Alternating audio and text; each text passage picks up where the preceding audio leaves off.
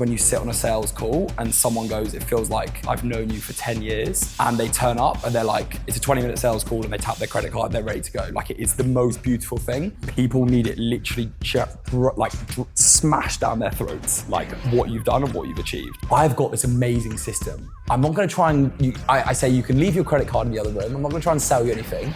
All I want is the opportunity that I would love the pleasure to just explain this system to you and how it can add 20K to your business every month. You cannot sign high ticket clients off short form content. The first principles of this whole system is thank you everyone for coming. This is so cool. So many people from online, so many people from in person. Very cool to have everyone here.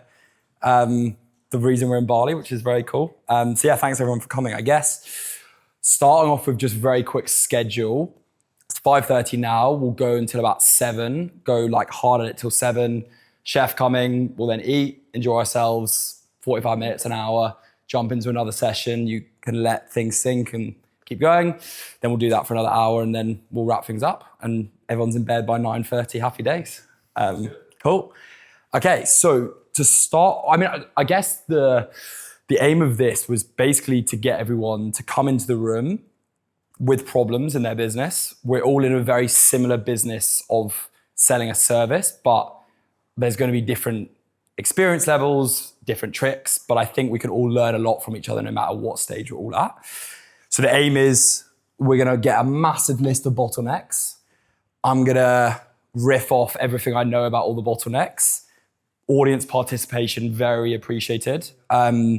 And we'll put some systems, some frameworks up on the board and go from there. What I want to start with is, I think, what is on a lot of people's minds, which is personal brand, YouTube, lead generation, basically how the hell to get started with content and why you should get started with content. So I'll start off with I think most people in this room are quite keen on content. I did organic lead generation and I did outbounding. And oh my God, the difference when you sit on a sales call and someone goes, it feels like I've known you for 10 years, and they turn up and they're like, it's a 20-minute sales call and they tap their credit card, they're ready to go. Like, it is the most beautiful thing. There's obviously scale problems and unpredictability problems, but it is beautiful. And I have done the first 6 figures I did is all off complete organic content of 8,000 followers. So you don't need a big audience. And you don't need, and 4,000 of them are my friends I've used to play rugby with. So it's literally a small audience. But the biggest thing that I think I've nailed is this ICP. And the second thing is I've nailed, where am I gonna write it? Storytelling. So I've given people a reason to align with what I talk about and my whole story of being in the corporate and not being like that. So the first thing I want to start with is how to tell stories and how to go for your ICP, because I think the thing about the ICP is you are always going to leave money on the table. There are 8 billion people in the world. If you sign 5 clients, you're doing well, right? 5, 10, 15 clients, you're doing well. So you're going to have to basically turn people away by saying the wrong things to them in order to bring the right people. And I specifically tell people, you imagine getting on the tube and all you can think about is waking up, getting on the tube and getting into the office and opening your laptop and you just hate it. Not all of my clients, Ben has never even experienced that before, but by being specific, people resonate with specific content. And so for example, when you mention you've got 3 ICP, the best thing we did with Ben is we just said, Ben, look, there's loads of people who want to get into sales. Pick one, because there are 100,000 people of them in the world who are that specific one. Just pick one and roll with it. When you start scaling, you can start going to other avatars, but just focus on one because it plays through in your ads. Just starting ads with these guys, I know that my content, I know the person who's coming into that content, and you have to be so specific with your terminology. Otherwise, people are just like, oh, well, this doesn't really sound like it's me. So that works really well.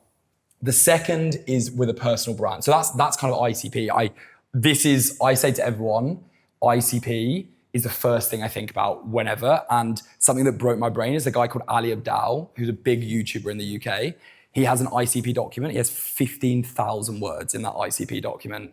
And that's how intense he goes about his ICP. He's making like a fairly big 7-figure a year YouTube channel, and he's got 15,000 words. So one of the biggest hacks that I've got for this is I just have a chat GPT and I call him James, and James is my target avatar. And I talk to James daily. I ask him what content he likes. I ask him what he'd like in the community. Ask him what his worst thing that happened this morning is. And I make all my decisions through James. And that has helped so much. And like, it takes no time to set up. And if you ever see me walking down the road in Bali on my phone, it's probably because I'm talking to James, no one else.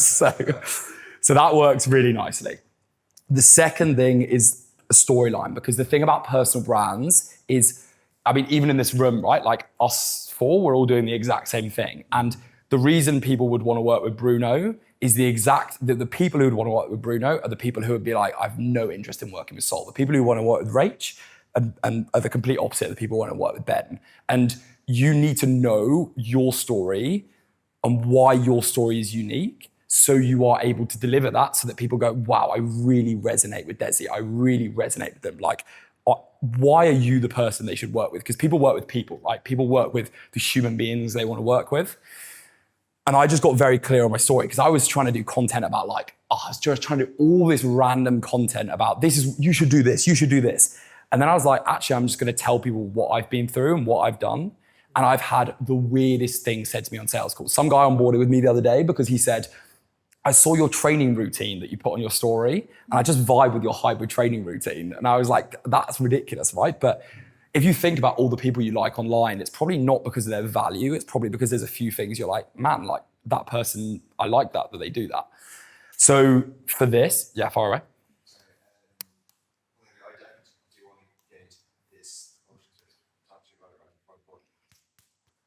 Right now in the agency space, do you feel like this is as important? So what I think when I speak to people who have agencies, and this is for agency lead generation, right? Yeah. Yes. So, Yeah. So I think it's important to have, yeah. Exactly right, exactly. What I love about that, it's harder to do because of the fact that people want value more. People just want their business owners, they want to do. But at the end of the day, what's going to push that sale across is a bit of value. So I work with a guy called Marvin, and he does like AI chatbots for coaches. So super agency based. People just want value from him. But what I say to him is, just when you're making content, just put a bit of your personality in. Just put a bit of like, like if it was the start of a YouTube video, just be like, I just got back from a run and let's go into this or something like that. Just be a bit more of a human being, because we all see those YouTube videos, which is just some random guy in America just going through a Loom video. And it's like, you just look at it and be like, I'm never going to work with you, man, because I don't feel anything towards you. So it is definitely less for a coaching program, for an agency program, but this is really important because you got to speak the lingo. And ICP is like, it's like, are they talking?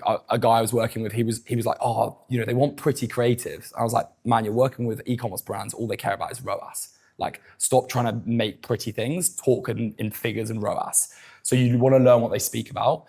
Storyline is like, why you? Like, what is your story? And I think the other thing on that is like, what's your authority story? Because a lot of people that I work with are afraid to tell people of how much money they've made or the achievements they've had. And in some niches, obviously money is not necessarily so important, but for you, man, you should be shouting on the rooftops, like the success you have with people. That's the storyline. So tell stories about the success you've got. Sorry to add on, even just knowing what's going on within the clinics on a daily basis. Like, we've worked with so many niches now that we know to the T stuff that goes on with the receptionist and the clinic owner, just like small things like that, really understanding like just even jokes within the specific niche. It's like, so valuable right now. So you probably know every single big one. Yeah, exactly. Yeah, that's so good. So being able to speak specifically. Have you got a rag, like a towel or something like that? I've made the whiteboard wet already. But yeah, I think that's the way to do it. But personality is still super cool to get into that. But yeah, you are right. It is something less. Whereas if you're coaching people, my God, it's the most important thing. It's the most important thing. Just on that side. Yeah. And then like per week, like every 3 posts, you revisiting that authority story, or is it a pinned post on Instagram? How often do you revisit the storytelling of your? I think we all suffer from spotlight effect, where we think everyone cares about us. People need it literally smashed down their throats, like what you've done and what you've achieved. Like, for example, for me, it's obviously very important to talk about money because I'm a consultant who makes people money. So I have to talk about it. I hated it, but every time I put up my revenue figures, I book more calls. And for you, it's like every time you, like, if you constantly talk about what you've achieved, people just need reminding. And it might take times 7 when they would get reminded, but they will. So in terms of a super tangible answer to that, I believe in 2 types. And maybe if let's actually get into content to start off with. So I don't believe in the content funnel anymore, but what I do believe is there's 3 types of content and they're all specific for specific times. So the first one is we want share content. The second is we want teach. And the last is we want show. So the reason I funnel this is because these videos are going to get loads of views, but no one is going to buy off these videos. These videos are going to get middle and they help people understand. And these are the ones that actually convert people. And tangibly, I talk about doing this as a percentage, which is it depends what stage of business you're in. If you're growing, which I think a lot of people in this room are growing, I believe it's 60% and 40%. If you're in what I call a cutting stage, I think it's important more to focus on 60% here and 40% here. So if that looks like a week, I would say if you're putting out 20 bits of media, then you want to make sure that over 50%, 60% of them are you talking about you and your story. So because that's what people like, that's getting people through the door. I almost talk about it like if you're making loads of teach content, I'll go through these specifically what they are, but if your teach content is like value content, if you're making a load of value content, we want to get people who are currently like outside, chilling on a beach somewhere. We want to get them into the room and then we want to sell them. But the problem is a load of people try and stick a load of value content. So they're like, here are the specific twinges you can make to your ads. And they go and try and tell people out on the street. And people on the street are like, who the hell are you, mate? I have no interest who you are.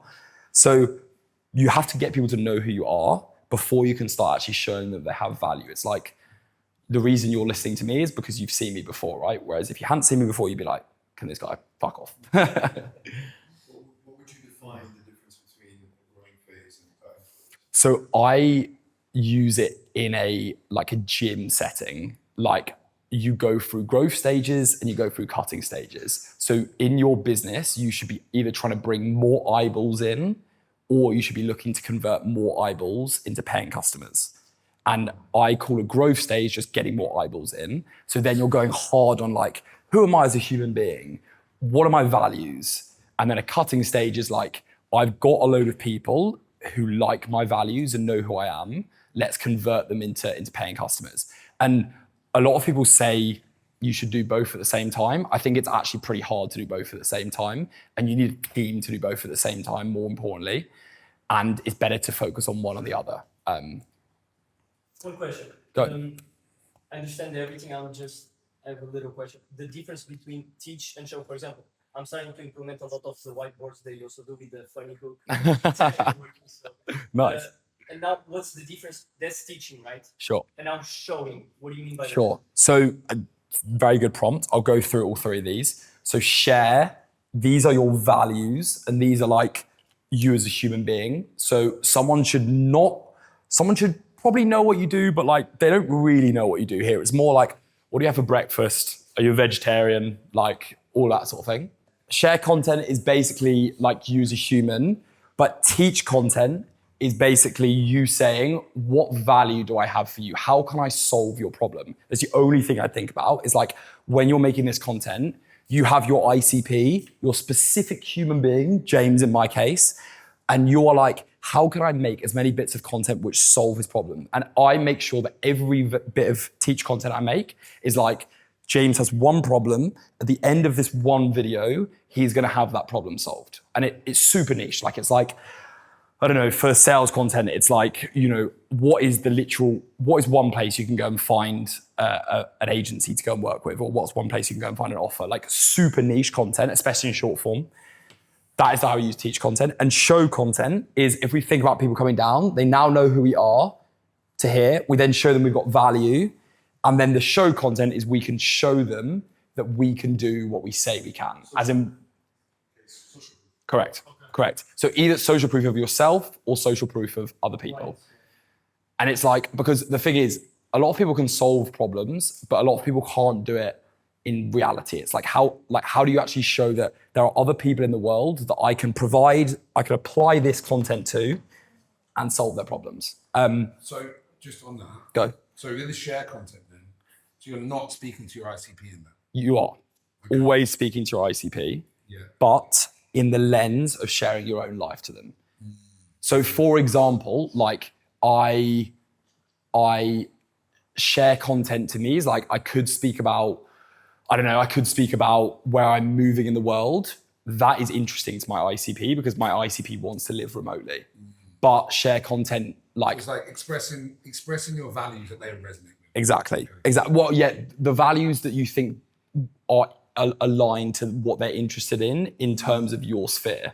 So I don't know, breakfast is just not an interest to my ICP. But like if I'm saying like, I put a video up, like a photo of my villa in Bali, like my ICP is probably sat in his corporate job in London going, that could be quite fun. That could be quite good. So, I'm not saying not to share the other stuff, but I always think like, will my ICP actually care if I post that? And again, fitness, a big thing my ICP likes. Like James is big into fitness. He quite likes the idea of coming out to Bali and living the fitness lifestyle. So it's important. And once you have this human being in front of you, like I think this is the biggest breakthrough people making content is once you have this human being in front of you and you just imagine they're the other side of the camera, it just transforms content. Because it's now, I'm not just throwing shit against the wall. It's like, I am actually targeting a specific human being. And when you start getting messages from that specific human being being like, wow, your content resonates with me, it's amazing. And you'll see that even in an agency space, in a kind of brand thing as well. And I put up a story recently, I just did like a control F4 and I said like resonate. And I looked for all my Instagram messages and there must have been like 30, 40 messages being like, this resonates with me. And that's because I think I prioritize that. Cool. So that's the top of the sphere. But the thing I talk about a lot in my content is this is like the old school way of talking about things. It's like, all right, we're going to get eyeballs, then we're going to give them value, and then we're going to sell to them, and then we're going to have thousands of pounds and life's going to be great. People don't want that anymore. Like people know what a funnel is and they don't want to be in one. So the way I think about this now, as opposed to a linear relationship, which is top to bottom, I believe in a circular ecosystem. And I've seen that from what I've done.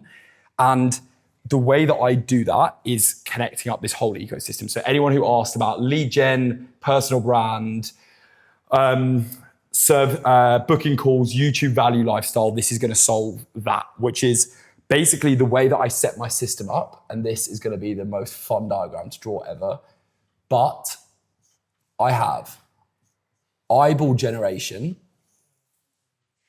and then I send them over to YouTube. Don't worry, I'll move out of the way in a second. And that is like, there's going to be a lot more that I draw on this in a second. But the first principles of this whole system is you cannot sign high ticket clients off short form content unless you absolutely explode and you are like, you've got high engagement rates. It is possible, don't get me wrong, it is possible. But the safe way to sign high ticket clients is to get them watching as much of your content as possible. And the way you do that is you generate eyeballs, which is Instagram and TikTok. And then you send them to long form, and then you send them back to eyeball content. So they get constant reminders of who you are. And then you just get them going round and round. And I call this the trust building ecosystem, but effectively, the only reason we do this is because I believe that people don't trust people enough when they come. And I've sat on sales teams for people who run only short form content, and it's so much harder to sell people who have only watched short form content because they're in for you for trends and hacks and all that sort of thing. First of all, I love that. So I was thinking like the 7-hour rule. Yeah. Educating 7 hours content, obviously hard to do that on Reels or TikToks. But my question is maybe you're on the same to most ads people here, the point of sales and stuff like I'm literally starting running meta ads for engagement and stuff. Over the weekend. Do you know what I mean? And I have a point of set. I'm just wondering, I'm sure you touch on it, where having the point of setter, outreach, and also maybe layering in meta ads to kind of see the charge. Yeah, love that. I'm going to fully pass to these guys for the ads work because they are literally setting up my ads now. So I'm in learning phase on that part, and I won't pretend to talk about what I don't know. But so cold outreach is a massive part of this system because cold outreach brings people into here. And one question to know, again, you'd be addressed side, but what you YouTube videos where you're on the macro, email lists, balancing, prioritizing, growing this versus actually making a direct offer. Sure. Yeah, no, that's really good. I'm going to write that down there because I love that. So for most people in the room, I believe email lists are not worth it because of the fact that you simply do not have enough people coming through your funnel to make it work. Like I ran an email list from maybe August to October, and I was getting decent views, not amazing views, and I was getting decent leads, and I was getting 1 or 2 people sign up to my email every day off organic. And it was like, okay, great. There's obviously massive benefits having email. You take them off of platforms that other people own. But I've seen people who send out a weekly email or maybe even a bi-weekly email, and they've got like 25 people on that email. And it's like half of them are their mum and their mum's friends, and like they're not their ICP, and it's an 80-20, and I believe it's a massive waste of time. I'm not saying email isn't good. I think email is great, but with a certain demand. Like now I'm setting up ads and I'm chucking loads more eyeballs in. It makes more sense to get emails. Exactly. So, but the biggest problem we have right now is this arrow going in to increase the number in this system. And then what I do is I actually bring people out into an email flow and get them coming around to a call as well. So I completely agree with you on the email front. One thing that I like your opinion on essentially is my mentor he encourages email newsletters, but obviously in the context of having a bigger audience, I think it completely right. Sure. It doesn't make sense to do a small audience. But when you think about using emails for like a prequel sequence, where you have like 8 emails where you Yeah. Amazing. I love it. I just have not done it. And what I've done instead is I can actually just basically, so if we talk about this, so I'll explain how I get people out of this system, but effectively everyone comes out of this system and they go into a demo call and then they go into a closing call. And you're talking about basically what to send them during this, right? So the 2 things that I do, which we're tweaking around a bit now, but the 2 things that I do, and this singular asset is hilarious because firstly, it sold me hard into a 10K program, and also is unbelievable. Testimonials and a pre-sale asset. So I'll go for the pre-sale asset first. The biggest problem, I'm sure you guys, if you've had an offer or if you're jumping on sales calls, is you spend half the goddamn sales call just explaining what you do and what you're going to do for someone. It is such a waste of time. A waste of time, but B, if someone comes onto a sales call and they don't know who you are or they don't know what you do specifically, they need more time to process that information. They need to be like, okay, so like Ben goes on to, like Ben helps you with closing, but like, what's he gonna do? What's it gonna look like? In this pre-sale asset, I make a 15-minute video that is a marketing document that goes through every single thing that I do as a program. So it's structured like, this is the outcomes you'll get, this is the format, this is phase 1, this is phase 2, this is phase 3. And then at the end of that, they watch that 15-minute video and they come to the call and they're like, yeah, I have no questions. I know exactly what it's like working with you. What's your open rate? 100%. I make sure every single person has watched that video. Because I text them and I say, have you watched the video? And then every single person I ask in the closing call, have you watched that video? So you only get on the call then if they watch the video? Correct. Correct. That is a fun, people are not allowed on calls, and I've sat on calls with people. I had 2 people this week, or 2 people in the last 2 weeks who did not watch the video. And I said, all right, cool. Let's open the video and let's watch it. And we watched it together for 15 minutes. One thing, do you think you can be a little bit more specific about what's inside that, Sure. that 15 minutes? Sure. So it's a marketing document, to be very clear. And Ben loves me when I say this because we said it on a call the other day. It's a marketing document. And what you want to do is you want to convey, and obviously we're all in this space because we think we're good at what we are and we are good at what we're doing, right? So you want to convey that you have the perfect roadmap for someone to take your ICP from the state they don't want to be in to the state that they want to be in. So all you are doing in that document is saying there are X number of phases that I'm going to take you through in order to get to that. So like mine is like, I'm going to sort your offer out. I'm then going to sort out your outbound lead generation. I'm then going to sort out your YouTube. It's like different phases after phase, right? And so it starts off with like, this is the basic outline of the program. I literally on that video, if it's a 15-minute video, I spend 2 minutes talking about tangible things that they're going to get from my program. And I spend 13 minutes selling the dream.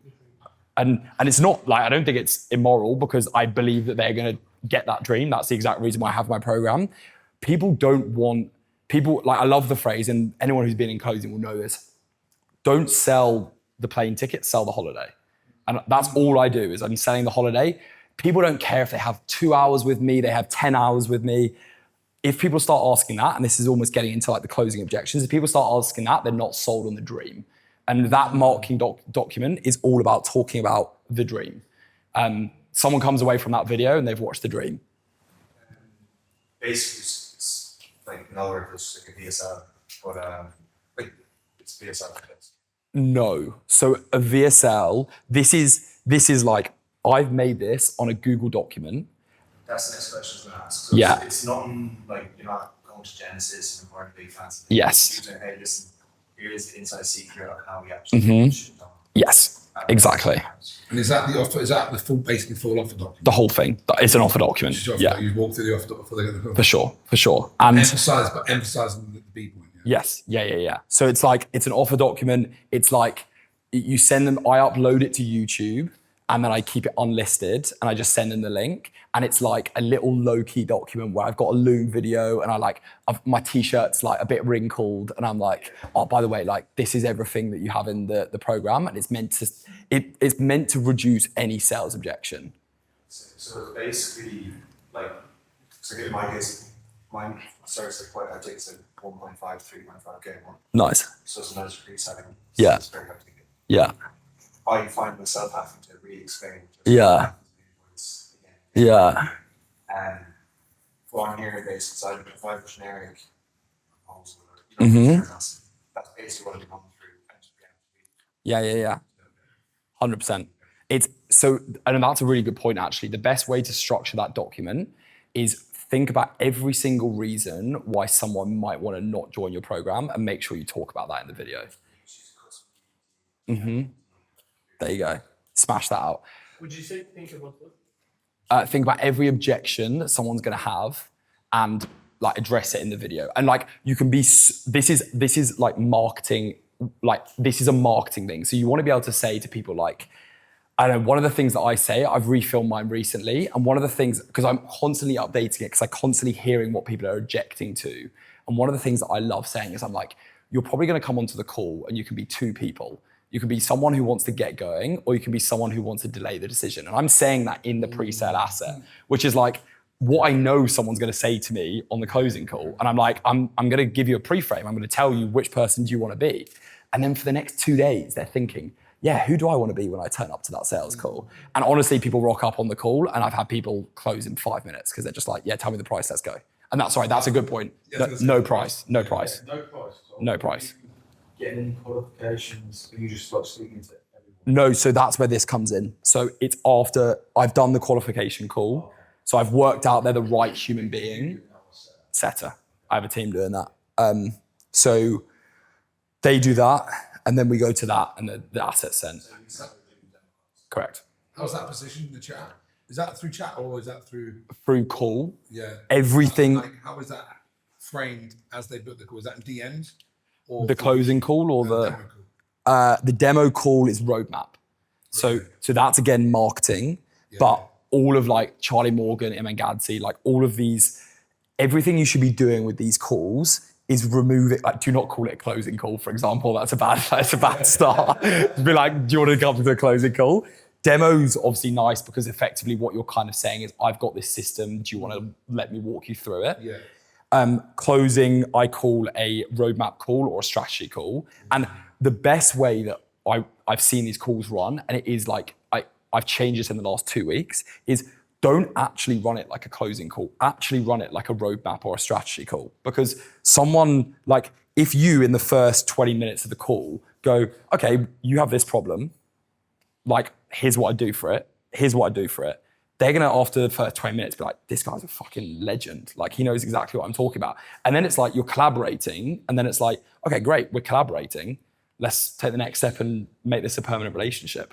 And you're like, so like when they're booking the demo call, what's your percentage of demo calls booked from like direct call booking link or through DM or to like manual booking? So I can get back into the system. So I would say, I think like right now it's 100% through DMs. Okay.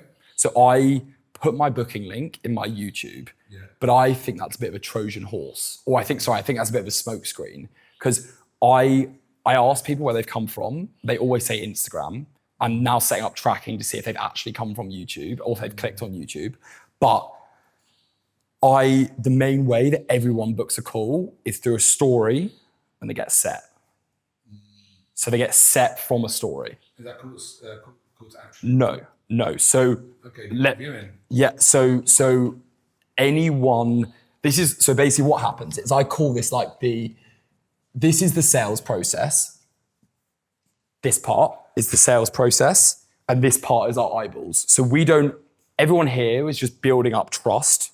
Think about your ICP. They're like, they see you, then they're like, I'm gonna watch a YouTube video of Bruno, and then they see you again, and then they're gonna watch a YouTube video. They're going round and round. And the only thing the biggest thing that I think about is two things. How can I get more eyeballs? And then how can I get them to cross this line?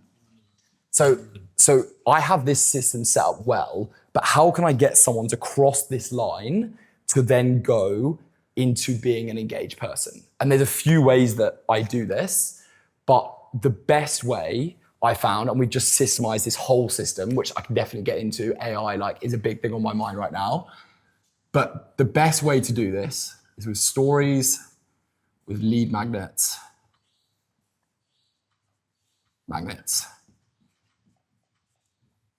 and then direct CTAs. So if you imagine your ICP is going round and round like this, they're building more and more trust. They're like, Desi's an absolute killer. I want to work with Desi. All I want to do is work with Desi. She's clearly got value. She's got a great life. She's got great results for her clients.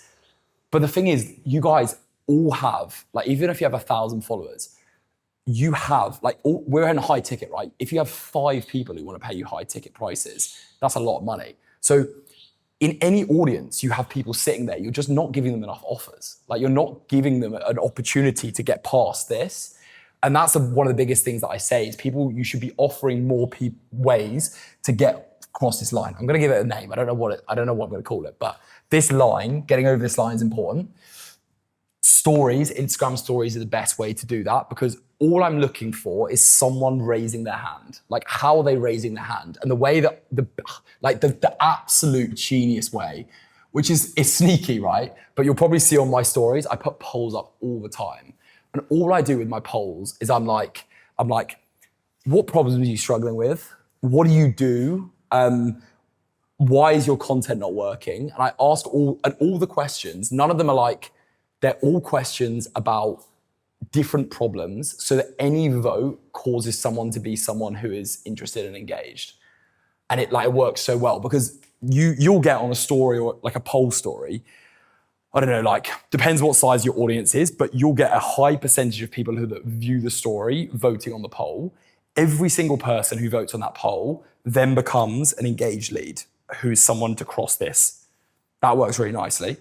New hack that I've had recently, you guys might have seen, from our mastermind, that reel has blown up, which is so funny, right?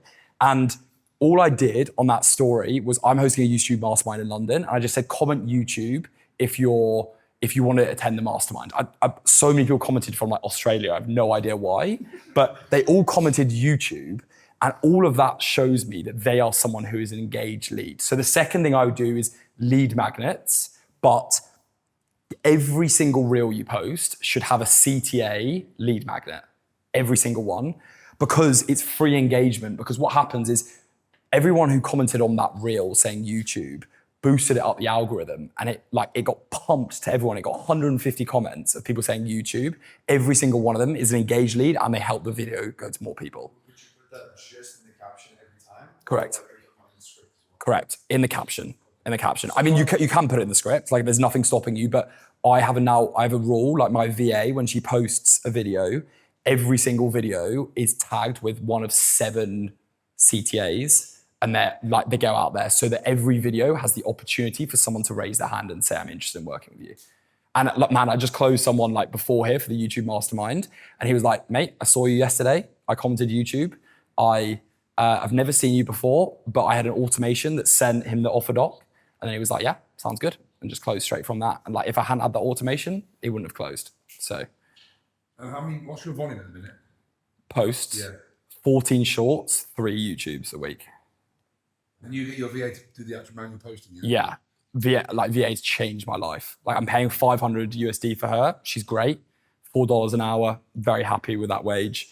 And like, it's absolutely changed the business, getting a VA. Yeah.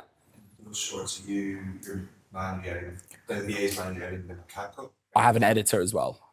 Yeah. Question on, you mentioned your closing process. Maybe I misunderstood, so I just want to. Sure, go. One thing that I was doing wrong Mhm. in the past was that I had this like coach mentality, where then I started giving people like coaching advice on sales. Mm. And what ended up happening, and my mentor kind of corrected me, was that I would give them almost like too much of a blueprint, too much instruction. And they're like, oh, okay, I think I know how to do it. I'll get back to you. Yeah. Yeah. Yeah. Yeah. Mm-hmm. But how, because you mentioned you talk about the roadmap. Yeah. Yeah. I do that in my pre-sales asset. Nice. And then I try to keep it more like rapport, Nice. connection, Nice. etc. How does your closing call look like in regards to that? Sure. Is it still coaching element to it, or? I believe I'm gonna give you an annoying answer, which is there's a balance. Because if you jump on and you're like, yeah, what are your objections? Then someone's gonna be like, well, I need a bit more of that. I need a bit more from you. Also, like, man, we're all doing personal brands. Like, your personal character is that sort of human being. And I couldn't imagine you just jumping onto a call and like just hard closing someone. Like, it would just be like, feels like you've got a personality and that's why people want to work with you. My closing calls are fairly similar to that, where I will like jump on the call trying to get to know them a bit better. What I do is I flirt with the information. So I'm like, I ask them, so for example, I'll be like, you post on YouTube? And they'll go, no. I'll be like, oh yeah, we definitely need to make sure you post on YouTube. And I'm always saying, we definitely need to do that. We definitely need to do that. We definitely do that. And they're like, yeah, like when we work together, we're gonna do that. So I kind of tell them where they need to go, but I'm not like, all right, this is when you're gonna post a YouTube video tomorrow. This is when you're gonna do that. Because otherwise you're giving a free coaching call away. And there needs to be a bit of mystery behind the program to do it. But in general, the premise, which is give away information for free, sell implementation, I think that pretty much plays out there. Great answer. Yeah. Thanks, man. Just on that one quickly, and then using ManyChat as automation. Yeah. Okay. So this is my most exciting topic right now because ManyChat is the world's best thing ever. Please sponsor me, ManyChat. I have just automated my whole outbound setting. ManyChat has AI agents in it now, where I don't need my setters to go into my DMs anymore. And So basically what I do, this is like, I'm gonna have to make sure I explain this right because I just implemented this 2 days ago. If anyone responds to a lead magnet, or if anyone's CTA, so CTA buying is basically like, I want 3 people to work with me. Does anyone want to work with me? There's a specific word for that. I've now automated my whole ManyChat so that someone can realistically get onto a demo call after using this, and it's going to feel like they've spoken to a real human being. It's incredible. So and it's really easy to set up. Well, easy-ish to set up. And ManyChat, the biggest thing why I think that's important is because I was losing leads with lack of speed to lead. And speed to lead is like incredible because I was having people who would raise their hand here, my setter would take 20 minutes to get back to them, and then they would go off their phone, and then 3 days later, they've forgotten about it. Whereas now, I have someone who says they want one of my lead magnets, so like a resource or something, and then little do they know it, within 10 minutes, they've been given a fuck ton of value, and they're sat on a demo call with a roadmap, and not a human has touched it. So ManyChat, like the best investment you'll make. If there's alternatives, there are obviously make.com, there's all these alternatives, but for me, ManyChat's a game changer. Can you tell me a little bit more about the demo call? Sure. Where you go, what does your setter go specifically? Sure. So before the demo call, the first thing to do is to have so I do it all on Calendly. The best thing to do with the demo call is to have a very robust set of questions that are going to show you why someone is on that call. The biggest one that I found is like, are you ready to invest? Because like, it's just, you'll get jokers who are just like, I'm not ready to invest. So I have about 10 questions on my demo call. You can all find it in my bio. So if you want to go look at what those questions are, you can. And all I'm doing on that demo call is I'm answering these questions.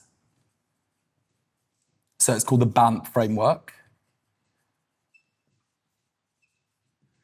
And then I like to add a C on because I've been hit by this very hard a few times on sales calls recently. So it's BANT with a C because the C is very important. And so it's budget, authority, need, time. Do they have enough money? Are they the sole decision maker? Do they actually need this? Is it a nice to have, or is it like, I actually really want this? And then lastly is like, do they have enough? Like, is this the right time? Like, do they have exams coming up? Do they actually want to do this now? That's the important thing. And then the competition is humongous because of the fact that I've been done very recently by quite a lot of people who I get to the end, ready to close, ready to pay the money, and they're like, yeah, I've actually jumped on a call with a few more coaches in the next few days, or I'm working with a few more agencies. Like, I'll get back to you on Monday. Never close after that. So are you looking at anyone else? Basically, am I the only person in your life that you're interested in right now? Are there any competitors around? That's an absolute killer of calls. So yeah. Again, B2B question. That last the competition one, like literally last night, I was close to the night to client at midnight. Like, halfway, I was like, fucking good to go. And that's 2 hours beforehand. Nice. Wired on caffeine. Yeah, so it was still existing. You're like, oh, motherfucker. No way. No way. You're not happy with it.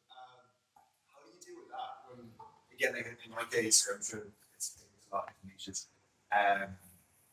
You know, if there's someone else that they're currently working with. Yeah. And I know it's different for coaching, but like, yeah, how do you deal with the Yeah. or else if they have an existing partnership?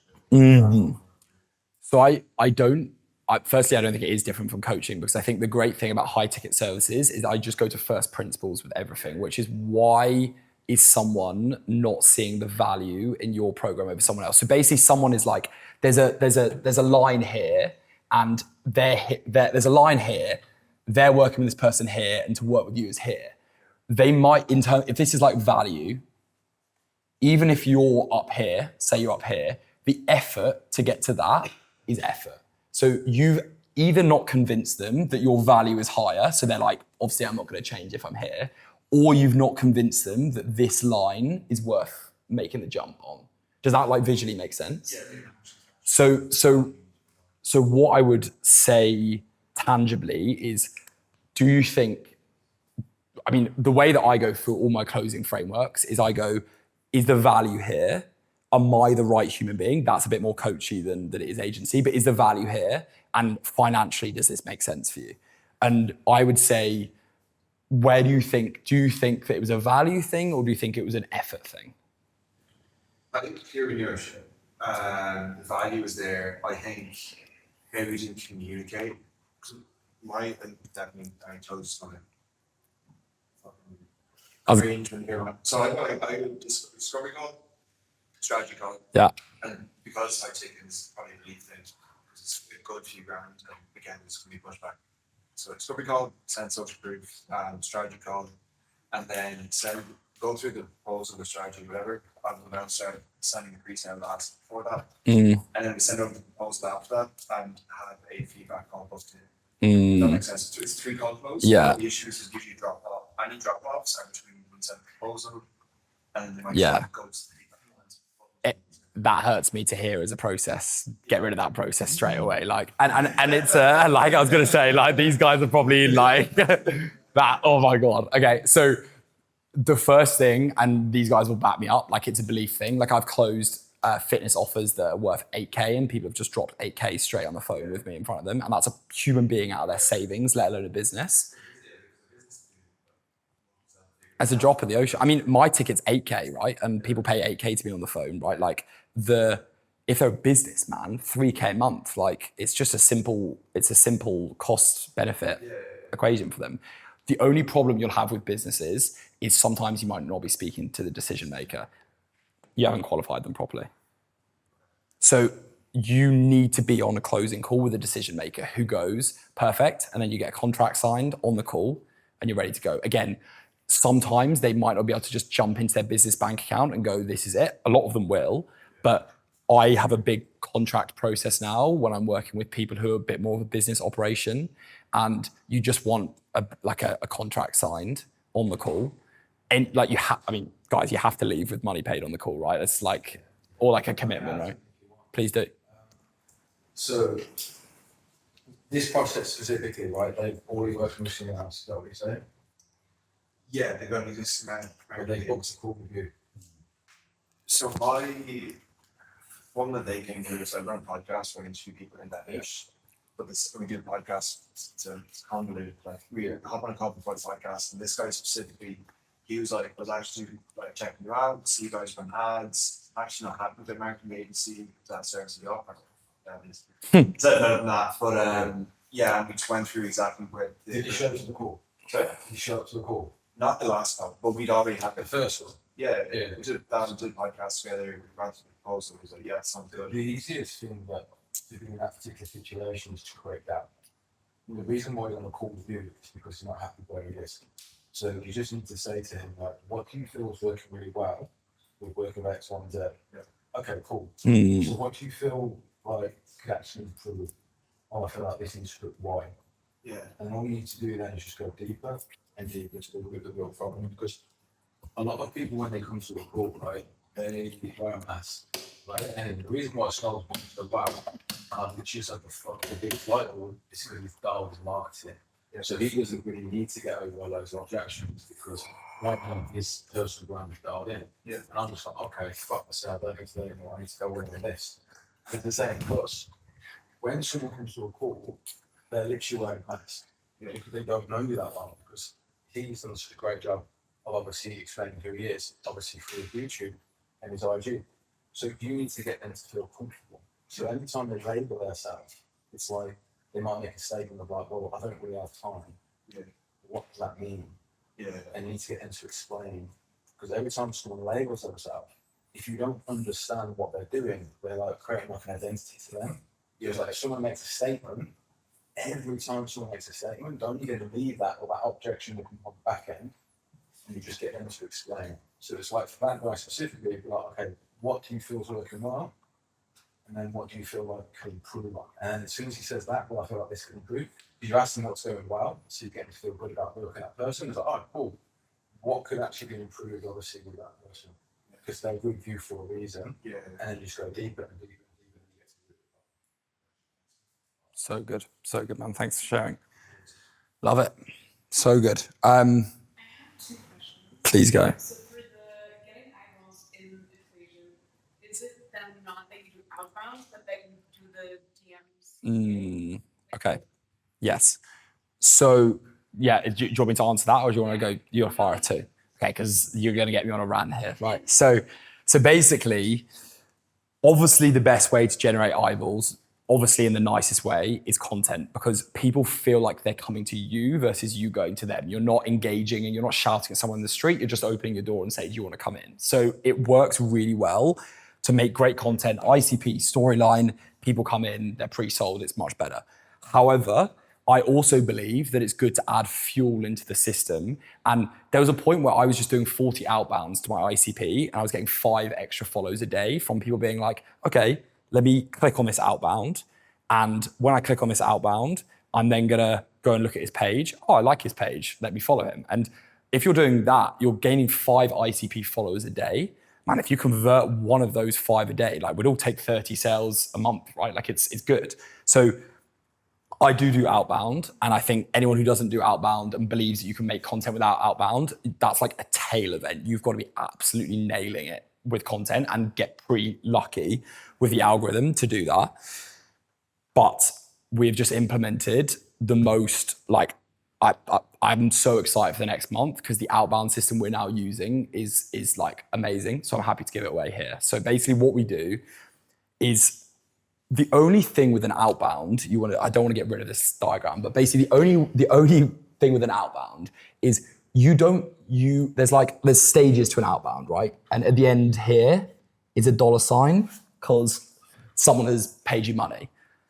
The worst thing people do with outbound is they say straight away, they say, can you spend money with me? And people are like, who the hell are you? I don't want to spend money with you. I don't know who you are, whatever. The only thing you should be thinking about outbound is, how do people get to the next stage? How do people get to the next stage? How do people get to the next stage?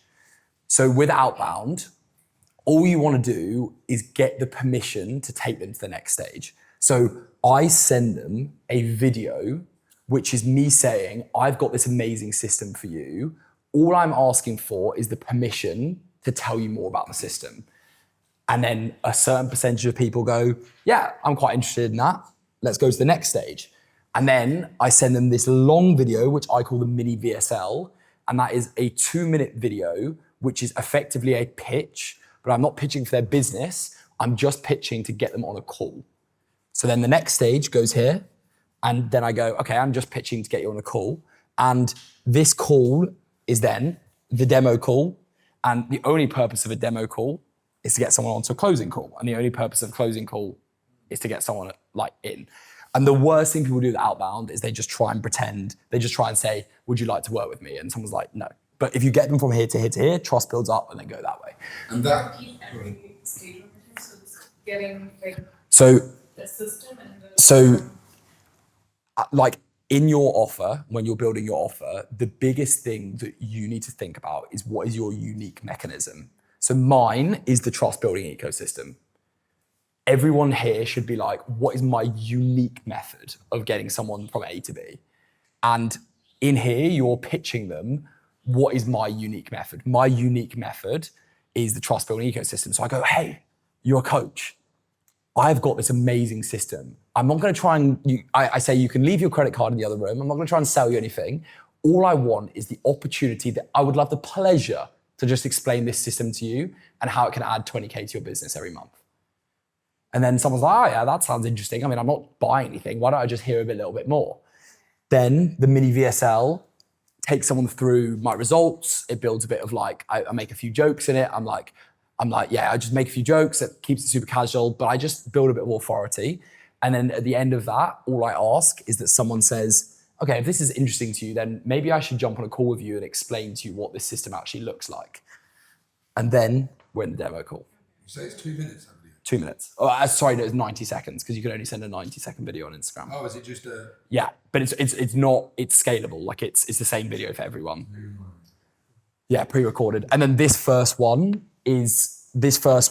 we are currently testing personalized and pre-recorded. But if you're starting, make every single one personalized. What, say that again?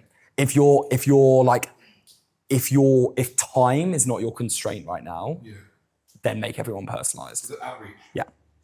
Is that message? Yeah.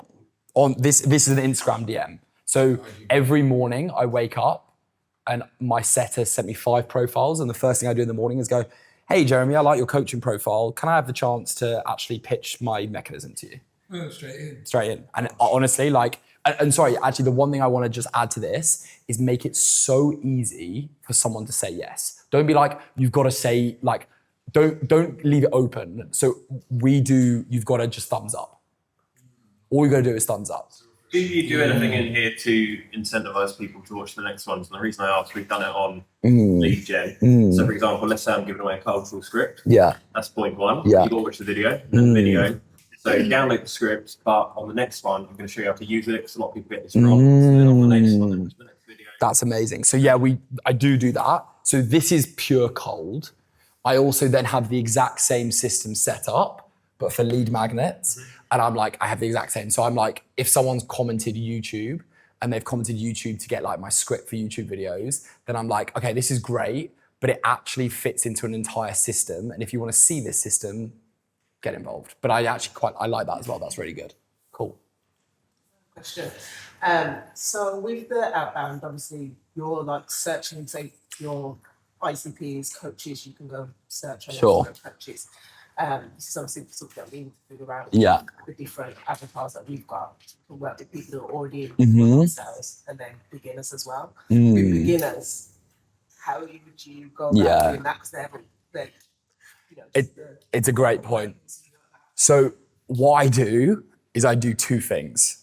I go and nick people from other people's audiences. So for example, for you guys, go on to a competitor, go on to Ben's Instagram and go and message all of Ben's Instagram followers. But like, if you find big pages or big, like Club Closer, for example, go and just message all of them, because I don't think it's immoral, because you are only bringing people in who are resonating with you. So that's the first thing that I do is go and find people from my competitors and then go and jump into the Facebook groups. Like, especially like the reason, like I seem to have a disproportionate amount of closers and setters working with me right now. I think the reason we've done so well is because it is easy to find people who have put their hand up to be interested in setting and closing. And there are humongous Facebook groups and humongous Instagram pages, like not your competitors, just Instagram pages of people who have already raised their hand. So that's the thing, is like, where have people raised their hand? And I'll get back to you in 1 second. Every single person, for every single person's business right now, you have literally pools of people who have raised their hand that they are interested in some service that you offer, either for a competitor or for like a school group or a Facebook group or an Instagram page. What would be your opening message to that one? To a rando, Yeah. this. They're like basically saying, I've got this system. Do you want to hear more about it? Yeah, straight first message. So you don't say like small talk, you just Straight in. I tried an outbound strategy, which it did well. Like it closed me leads, but it was like, I love your page. Because like when I first started, I was really hard on content. And apologies if everyone got that in the room, but like I said, I love your page. And it started off with a compliment. And that worked, but the percentages were off, because I was sending 40 a day and I was getting 10 positive replies a day, but those 10 people just thought I was complimenting them, right? Whereas now I'm like getting it a lot. exactly, right? Yeah, they're just like, they're like, great, you love my page. And then I'm trying to get them into a set, and my setter's just like, man, I'm having 100 conversations a day, but people just think you're a nice person. And it's great for the personal brand. But like, now I'm just like, what I'd prefer is to go the other way around. Let's sell to them. Or, well, it's not even selling really, but let's at least give them an offer. Correct. Are you following them or just straight up? Nope. And Just message them. What's the result you're promising in that first opening? I say to them, all you need to do, like, this system is going to get you dream outcome. So what is the dream outcome of your ICP? If they could click their fingers in 6 months, what would it be? So it's not like, hey, look at me, as they have it. Yeah. This is like the thing that you are thinking about every single day that you don't have. I think I might have the answer to it. So like for me, for instance, say something like, if I can help make 5 to 10K remotely, Yeah. that's something that you're interested in. So no, because that's too much of a sell. What you're saying on this one is you're saying you hate your corporate job. Like say you're going for a corporate job person. I know you probably hate your corporate job. I actually have a pretty cool way that you could leave your job, make more money and work wherever you want. Interested to just hear more? And say that. And we're just trying to maximize the people that go from here to here, here to here, here to here.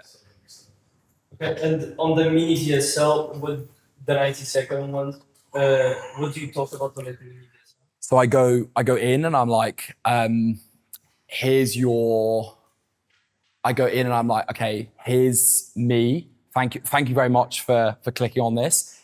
In this video, I'm going to explain the system and then the results. So like, I'm going to show you what it is, and then I'm going to say there's about 10 other people who've used the system and worked. So that's like a portrait story? No, so it's a landscape video that I filmed on, and I've clipped together a Loom video over a Canva slideshow. And I've also, so I've put film with my camera, but the idea is to make it super like this. And then you put in a Canva, which is like filming over results. Super like this, what do you mean? Yeah, I literally get my, I can actually show it to you. And then like not the sitting down with a camera. Yeah, Video. exactly. Like all of that stuff is like, imagine if I messaged you that, you'd be like, man, like you just guys trying to sell me. Yeah. Whereas, which I am, but which you'd be right in saying that. But yeah, exactly. That's that basically. Exactly. And I'm not pretending this system is mine. Like I've had it done to me and I'm like, well, let's do it. And it works really well. There's definitely other systems to use, but this one, and it goes back to first principles. It's like, I always go back to first principles is why does this work? It works because it maximizes people who get from here to here to here to here to here. Source leads from competitors, Facebook groups. Yeah. Drop voice notes and hey, listen, you know, I know you've probably got whatever pain points, actually a pretty cool solution. You could drop your 90-second video. Yeah. Give a thumbs up if you're interested, and then from that, ask if you're interested in discovery call, then do sales. Correct. Then lots of money in your bank account. What's your CTA in the video? Same thing. Keep, like, people are idiots, just keep it super simple. Thumbs up every single time to get to the next step. So at the end of the mini VSL, I go, look, okay, this system sounds unreal, but what I'd love to do is I'd love to just explain exactly how I can put this into your business. Thumbs up if you're interested, and I'll send over a Calendly link.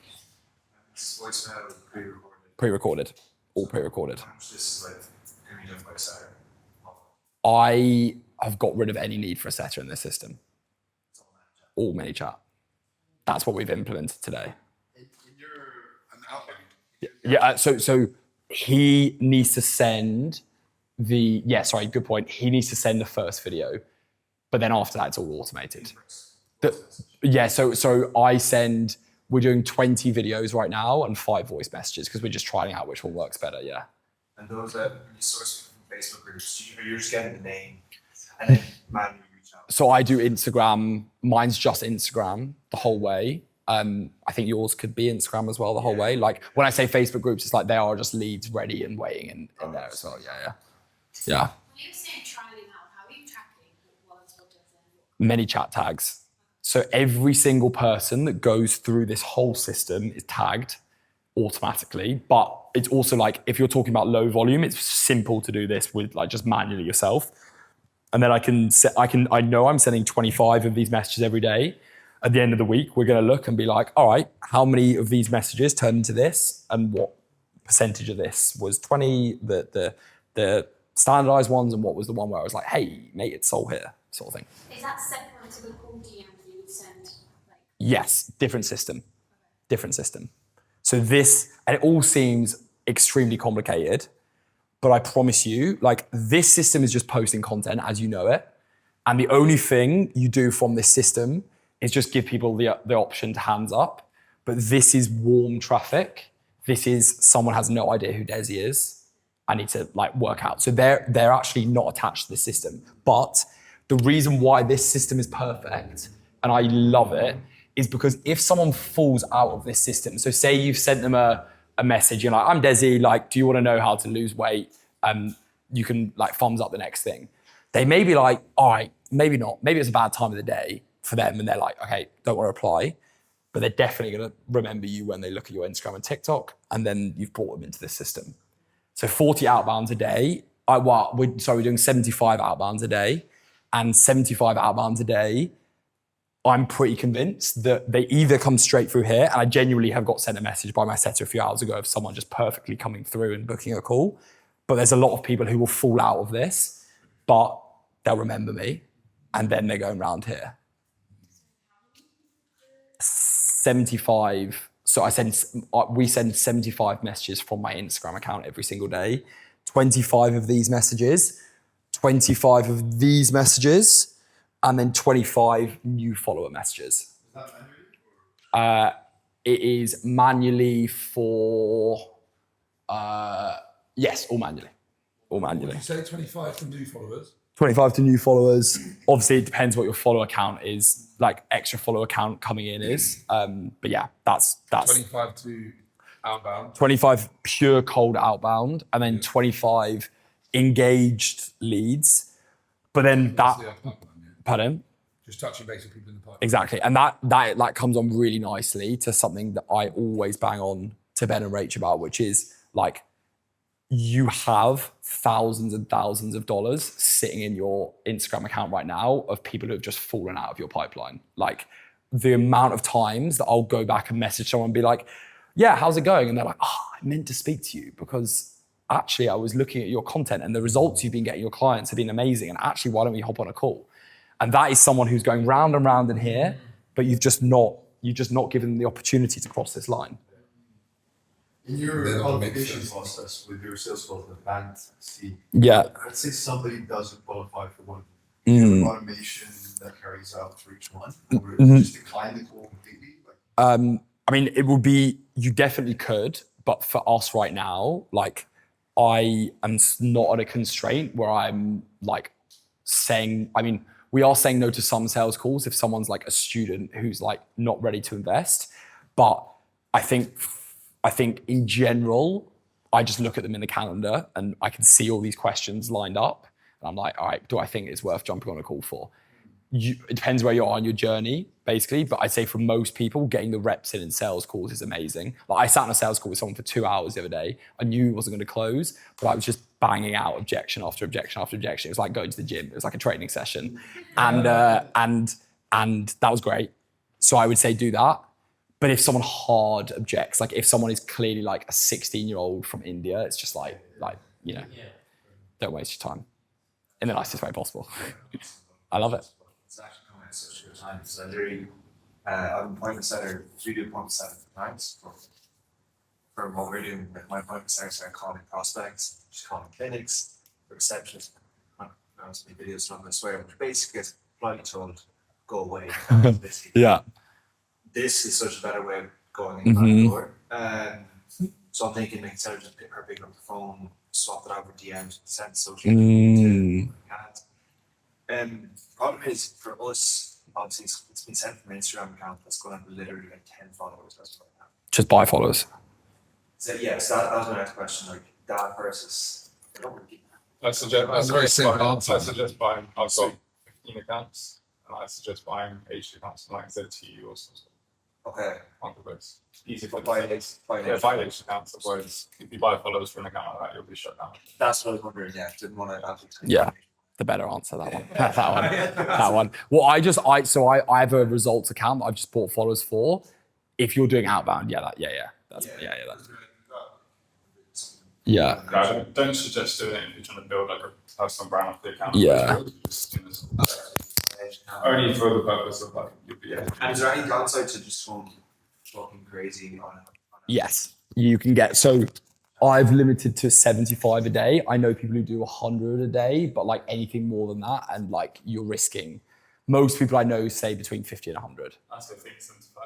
Yeah, exactly right. So like, I mean, yeah, that's actually good to know. But we do like 50 a day. Okay, No more than 50. And 50, could I do 50 gold? I don't think it makes a difference if it's cold. It's just like they just basically just don't want to see that there's automated activity. Maybe that's why my ads are getting banned. That's a great conversation to have with my ads. Very good. Okay, but yeah, it's really interesting. You're right to warm audience though, right? You don't get chaotic. You're doing to warm. Bin dang. Would you mind just asking the guys how long on the food? Just ask them how long. Yeah, go for it. Yeah. Just that. I think it's important to know because I remember like the first few years of my journey, I was smashing out cold DMs, and if you're literally copy and pasting the same DM every single person, even doing 30 DMs a day, you can shut down. So you sort of like, obviously, some of the moments were like maybe using 20 there, 20 there, like they're different messages. And their voice notes and like it's exactly. yeah. You still have things to buy. 15, 20 pounds. They're just getting burned. So funny, right? So funny. But my Instagram account like has been getting a lot of heat from Meta recently. Not because the beautiful thing about ManyChat is it's Instagram. I think it might be Instagram owned, or it's at least Instagram API, right? So they're happy for you to automate the whole thing with ManyChat. So Very one thing to add in, Meta's obviously got super greedy as well. So like all my 15 accounts are verified. So you just obviously pay for the verification. So like people I think are scared of like trying to verify 2 profiles, but actually you can use the same passport, same ID and have like 15, 20 accounts verified. It's so good. So like good. I thought the purpose was verification. It's like It's ridiculous, isn't it? But it's just like Yeah. throw money at them. Yeah, so good. So good. Verifying my account, best 15 quid I ever spent. I can't believe I didn't do it before. Changes your reply rate dramatically. You go high level. Yes. Yeah. So I'm curious about it because I know Go High Level has like ManyChat features. Use 20 minutes. ManyChat and they get plugged into Go High Level after the fact, so like 2 years. Yeah. Whole thing. Yeah. So the whole thing moves them across the pipeline. Okay. Yeah. So the whole thing, that was actually why I did it, because I was sick of having a disconnect. And like we used to have Google Sheets. Oh my God. But yeah, it's like the whole thing moves perfectly. But I also want to say for like this is where we need to be very clear, because the worst thing, if you're sitting in the room right now and you're starting out, is to think you need the system. Because right now, like you may get 2 or 3 cold DMs, or like you might get 2 or 3 leads a day. Like, don't think you need to set up a massive ManyChat automation backend. That's the biggest mistake that people make at the start. So only if you're getting a lot of messages. I was losing leads, but if you're not, just implement this system and keep it super personalized and just voice note everyone.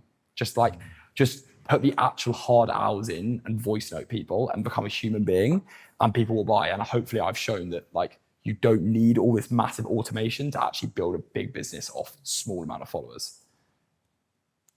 Cool. I just want to finish off the system. So we've got 20 minutes before we chill. I want to finish off what we're doing time-wise. Nice.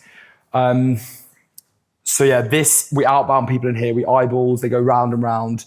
I'm going to save YouTube for the next session because, like, my God, it's the best thing ever. Let's just go. I think that this gives a good amount of stuff here. I also want to jump into service delivery because I believe everyone in this room wants more clients. The reason you might not have clients is because you don't talk about your results enough. And that's something I'll talk about next time. So I'm going to like start ones we talk about next time. High ticket, we'll do that. We'll go for a bit of closing. I'm excited to talk about this. Best hiring A players, ChatGPT and AI. Yeah. So let's make this exclusively like lead generation for the next 20 minutes. Any more questions on how to get more booked calls in? With the YouTube and Instagram, so you get the eyeballs through Instagram or TikTok or whatever, you got the 60-40 split. Like, is that the same for YouTube, or is YouTube more like you want to focus on like giving value, or is it more lifestyle? Like what would you say there? Because obviously with Instagram, you want that top of the funnel stuff. Let's do YouTube now. Okay, so YouTube content is very hard to make a clear rule. I can only say what has worked for me, but someone called like Will Brown does literally whiteboard content, not lifestyle content, and he prints off his YouTube. other people don't touch lifestyle or don't touch value content, and they also print off their YouTube. So it's very hard to say. But Matty actually told me something the other day, which was so funny, which was like, didn't someone post, what was it? Was it one of you two told me about the guy who posted like him in a club with a load of girls and he booked like 8 sales calls off it, and he hadn't been booking a single sales call before that. So like that, I think about that quite a lot, because the guys that I'm living with, like they're pushing lifestyle content out for themselves. And you know, you saw the amount of people that are Daniel Dayland's run, like 200 people turn up in 24 hours. But I'm always questioning building a fan base versus building high ticket client base. Yeah. And I posted a video the other day that got 70 views. It was about making viral reels as a high ticket person. I closed a random lady in America for 8K and it got 70 views. And I was like, I'm going to delete it. And she was like, I saw that video. I searched that on YouTube. I'm a coach. I want to get viral views. And she was like, perfect. Click my link. Follow me on Instagram. Bought in. Nice. Done. So that is what I like about value content. But I think it still applies, which is like, you still have to have your personality. But again, for you, less so, more value. But for you, like, man, what are you selling, right? I think that's probably the most important thing to think about. It's like, what are you selling? Because realistically with closing, you're actually selling the lifestyle, right? But like, you guys aren't selling a lifestyle. You're selling like, I just want better ads, man. Like, that's all I want, right? So if you showed your lifestyle to other people, yes, it gets eyeballs on you, but like they need the next step. Whereas for closing, man, like you could literally just sell the lifestyle and someone would probably still buy off you. So like, what is it that your offer is actually selling? I think, and that actually is just every bit of content. But the YouTube thing, like, I just think like when people jump on sales calls, they want to know that you can literally take them to the place they want to be. And the more authority you can give with value content, the better. And like, even this getting filmed right now, someone's going to watch this and be like, this is value content for me, right? Like, this is like, people are going to watch this and be like, hey, someone knows what he's talking about. And for everyone else, I would say that content is like, that's how you build big businesses. Like how you build like a business where people are like, okay, this is actually like a valuable thing in society. You can get to 50K with lifestyle content, but you just get a load of fucking 18-year-olds who just want to live the best life they can, and they actually don't want to put in the hard work, and they don't want to join the calls, and they don't want to do that. Whereas the thing that I love is that I've built a community full of people who like join my calls and they actually want to build cool businesses. So it's like, who do you want to come through the pipeline as well? What other things on YouTube? Mario boards, so good, like amazing. I love what Matty does. I've been telling a lot of my clients to do this as well, which is like, Matty just rocked up and it's just like, here's what I've done today. Here are my ads. Here are the results. It's almost like the pre-sale asset. It's like super chill. It's like, yeah, this is my life, and you just want to keep getting them out there, and someone will just click on them and be like, oh, this Matty guy's pretty cool. Like, maybe I should do that. I'm just CTAing you here, man. This is the good ads guy, by the way.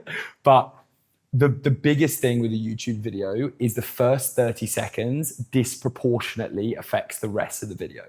So if you watch any of my videos, I go so hard for the first 30 seconds. I'm like, if you watch this video, like you're gonna get this. Like, if you don't watch the end of this video, you're gonna struggle to hit your goals, all of this stuff, because I am like, I'm selling the rest of the video, because I know that if someone watches 15 minutes of my content, they're gonna be in such a better place to buy from me. That again, it's like this process. Like, I'm just selling them the next step, which is please watch the next step please watch the rest of my video. So I have a YouTube catalog is what I like to think about it. I have a library, and my library solves certain purposes. The best thing that I accidentally did is I started making real niche like videos, where I was like, I made one about B-roll, like how to make better B-roll for your content. And when I got given a question, someone would come through my Instagram DMs and someone would be like, man, like, I just want, like, I don't know how to make videos. And I'm like, all right, great. Like, here's a video on how to use B-roll. And they watch the whole 15-minute video. It solves a very niche problem. And then they're like, they trust me a lot more. Whereas if you're constantly making like, here's how much money I make in a month. Here's how much money I make in a month. here's how much like the good shape that I'm in. You don't specifically solve someone's problem. And if you solve someone's problem, that's when they trust you a lot more. So that's almost the first type of YouTube videos that I make, which are like niche specific problems. So for example, I made one on like how specifically you can go and get leads from competitors and go and find leads in other places, because I was getting that question over and over again. And then the other one is like, I do make lifestyle content, but I make valuable lifestyle content, because I'll never forget, like, there was a guy who I just looked up what's it like to live in Dubai as a digital nomad. And I looked up this guy, I can't remember what he's called. He's like big in the automation space. I never forget his name. So, pardon? There we go. Liam Otley. And Liam Otley had a humongous video, 350K views, on the pros and cons of living in Dubai as a digital nomad. And I watched that video. And every time someone asked me, like, who should I go to for automations? I'm like, I know this Liam Otley guy. You should go and work with him. And I have no idea what he's about. But that's not because he made lifestyle content. It's because he made valuable lifestyle content, which solved my problem in that. So you can still make content about stuff that isn't your business, but like have people associate you with value.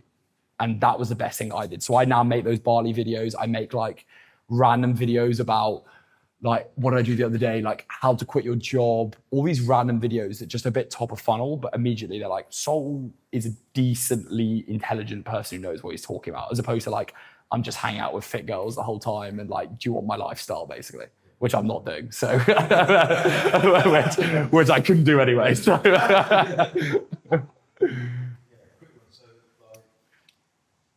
So that we're talking to them, so say someone's thinking about getting to an appointment center or remote sales, share basically how it's going on offer. Yeah. And then you've got the skill set because you've given value and that's Yeah. They've obviously got trust in someone and skill set. So You made that video.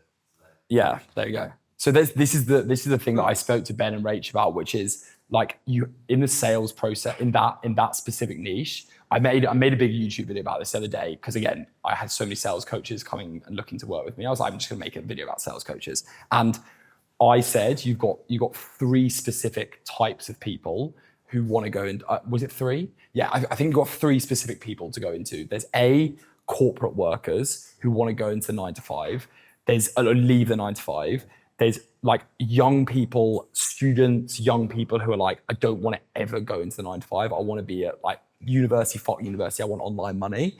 And then there's setters, there's 4. So then there's setters who want to become closers. And then there's closers who just want to get better and make more money. And man, like the difference between those 4 and what the marketing looks like is like the difference between what me and your marketing looks like. It is so different. And just pick one, man. You can make 100K a month off just one of them, right? But if you don't make it clear, then it affects everything. It affects your, like when I was making ads with these guys, I was like, who am I specifically talking to? When I was when I'm doing my service delivery, it's like, should I be telling people, for you, it's like, should you be telling people how to find offers, or should you be telling people like how to handle objections? Because one of them applies to one and one of them applies to the other. And if you don't know this, then I actually think like if I could put my ICP up here, it would be what I do, because it's like, it's so important. And if you don't know the right person, then everything falls apart in this whole system because it's nothing. Yeah. Like even like if you put a poll up, you don't know what to make a poll about, because it's like, are you making a poll about someone who's like, I want to quit my job? Or are you making a poll about someone who's like, do you want to live in Bali or South Africa with your remote closing business? Can I ask you about your thing then? So like you've gone from helping 9 to 5s, right? Yeah. And now there's scaling Yeah. as well. Yeah. Obviously that's different. Yeah. So I found that when working with 9 to 5ers, it's just, I cannot, my setter gets so annoyed with me, I cannot deal with civilians anymore, because and he said this word, I cannot deal with people who there's business owners and there's civilians, and everyone sat in this room right now is a business owner, and you're here because you want to invest in yourself, you're here because you want to, and I cannot deal with people who like don't want to invest in themselves, don't want to like grow, have all these objections. And I was like, all I'm doing is sitting on calls with 9 to 5ers who have such strong pain, but I've got an 8K ticket and they have never spent more than 2K on anything in their life. And that is the hardest thing that if you're a coach, you're going to have to deal with every time, is because it is brutal sitting on phone calls with people who are not used to investing in themselves. And I was like, why don't I just go for people who just want to invest in themselves? And the good thing about our business is as we grow, we can bring on those people beneath us, because you're like, you know, if you're making 2K a month, you can't start being to a coach, okay, you're making 10K a month, I can take you to 20. But pick the people you want to work with. And I was just like, I'm just sick of working with 9-to-5ers. So I've kind of scrapped. Who's your ICP now then?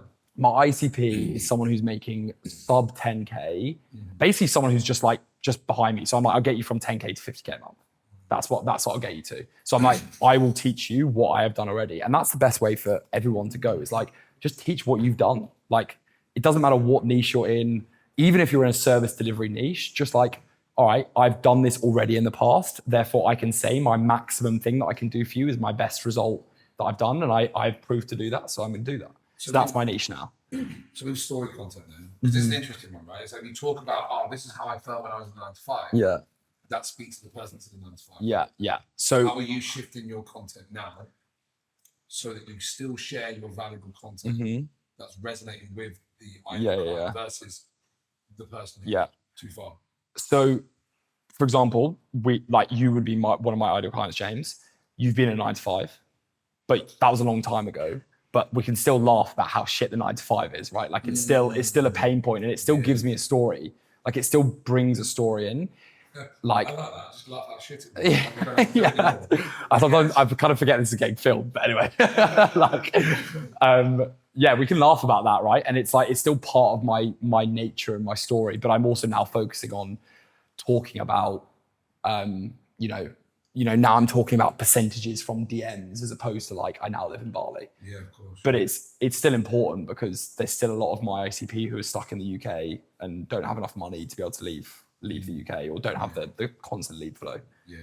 But yeah, it just comes down to that, right? Like I've just nailed on that. And your ICP will change throughout. Like, I mean, for you guys, right? Like you sometimes do e-com, sometimes do info. Like your ICP will always change because you'll work out who you liked. That's how I set my business up in the first place. Is like, I was just helping people with content. I was helping entrepreneurs. And I was like, fuck, I just love working with business owners, people who actually want to like take this somewhere, as opposed to someone who just wants to be famous while they walk around London. And then I was like, all right, I like working with them. And then I was like, what am I better at solving? I'm better at solving them because I think in a business way. And that's just that like evolved over time. But then there's also big people in my niche who go hard on 9-to-5ers, and that works for them as well. Like one thing I do is like, who do I look forward to jumping on calls with? Yeah. Like who do I actually like serving? Even the coaching or business niche. And then I'm like, all right, like if I enjoy jumping on this call with this person, what problems do they have? Okay, like I enjoy jumping on a call with Ben. One of Ben's biggest problems right now we were talking about is like, how does he actually start like churning out YouTube videos that are good for him? And then I'm like, okay, I'm gonna make a YouTube video about how to make YouTube videos. But then that's what you think, right? You just think, okay, how can I tailor my whole business around people I enjoy working with? And then what happens is you just build a client base of people you enjoy working with. Okay, maybe that's quite a nice way to end the first session. Cool, thanks guys. Yeah. Sweet. The one thing I wanted to talk about is maybe the other system that I've learned the most from recently, which I think is the biggest problem with why everyone in the world thinks everyone online is a scammer and all this sort of thing, is because all we think about is sales. And actually what I've reverse engineered is just thought about like, how can I create the single best program for results ever? Because A, the easiest people to sell are people who have already bought from you. And also B, once you have testimonials and you put them everywhere, people just sell themselves. Like people just want social proof. And that doesn't matter if you're a coach or an agency.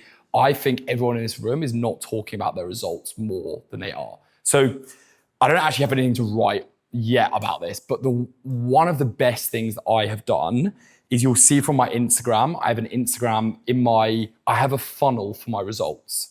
And that funnel is 2-part. The first part is I have a landing page Instagram, which is for the Free Thinkers Club, where I have like just testimonial video after testimonial video of people saying they loved working with me. And I just churn them out. I've got a whole automated process for that, or a whole people plus automated process for that, where I film a testimonial, it then gets chopped up, it then gets put onto an Instagram. That is just a landing page. So you come to my Instagram profile, which again is my eyeballs, go around in the system, and then maybe you're like, okay, what does this guy actually do? Click on my Free Thinkers Club profile, and you're like, right, amazing result, amazing result. It's like a death scroll of amazing results. Great, right? So that was the one thing I'd say has worked for me really well. The second is like a YouTube, because when someone can watch a 25-minute video of you smashing it out the park with a client, there is no way they can doubt that you're not good at what you do, right? Like a 15-second clip, right? Like I could just get Matty to go and film me a 15-second clip and it would look suspect. But a 25-minute video where someone can watch through every part of it and tangibly see the results you get, it's unbelievable. So I said, what do I send my clients, my prospects before closing call? The one thing I definitely make sure they've watched is I send them a video of someone who's very similar to them that I've managed to help. And everyone in this room is in two categories. You've either got, well, a few categories actually. You've either got amazing client results and you're not showing them enough and you've not got that system set up. You've either got okay client results, but you're just not shouting about them enough and you basically need to get better client results, or you haven't got any clients, or you've got a low amount of clients. And that means you need to prioritize everything you think about. Is it about just smashing out the park? So especially for like starting for the unit leader, like the only thing I'd be thinking about right now is everyone when they start, they're like, how can I get 10 clients in the first week? The only thing I'd be thinking about right now is how can I get the change my life text message? And this is like something that came to me when I had a client and he got a message from his client. He's a sleep coach and she texted him saying, honestly, you have changed my life.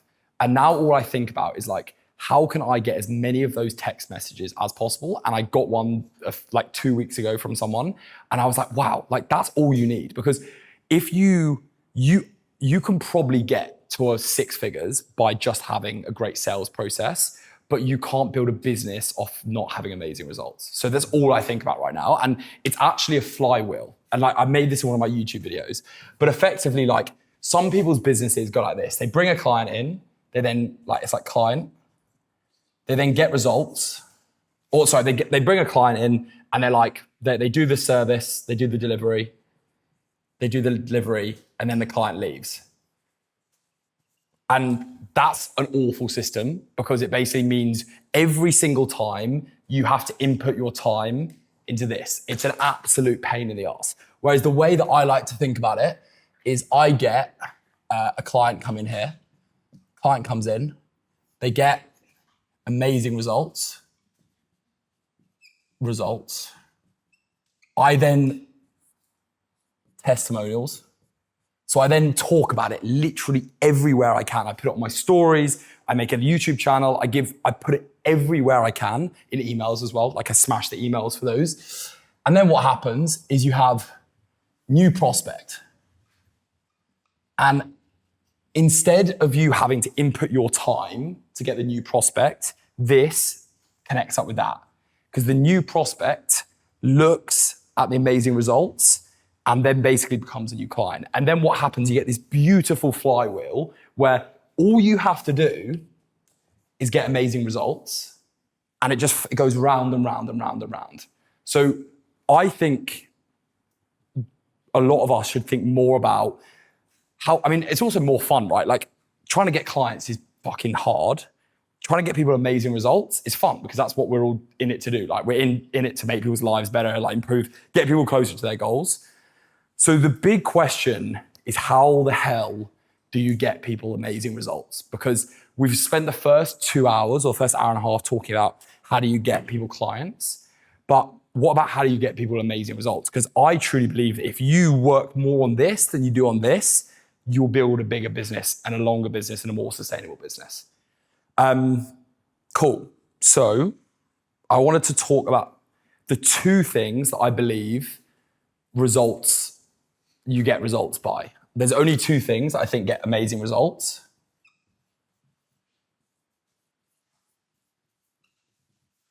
I've run out of room. Info and accountability. So this depends on what your offer is fully, because some of your offers will be more doing the info part. But I believe like what we're all doing is we're giving people info, and then we need to make sure that they are accountable to acting on that information.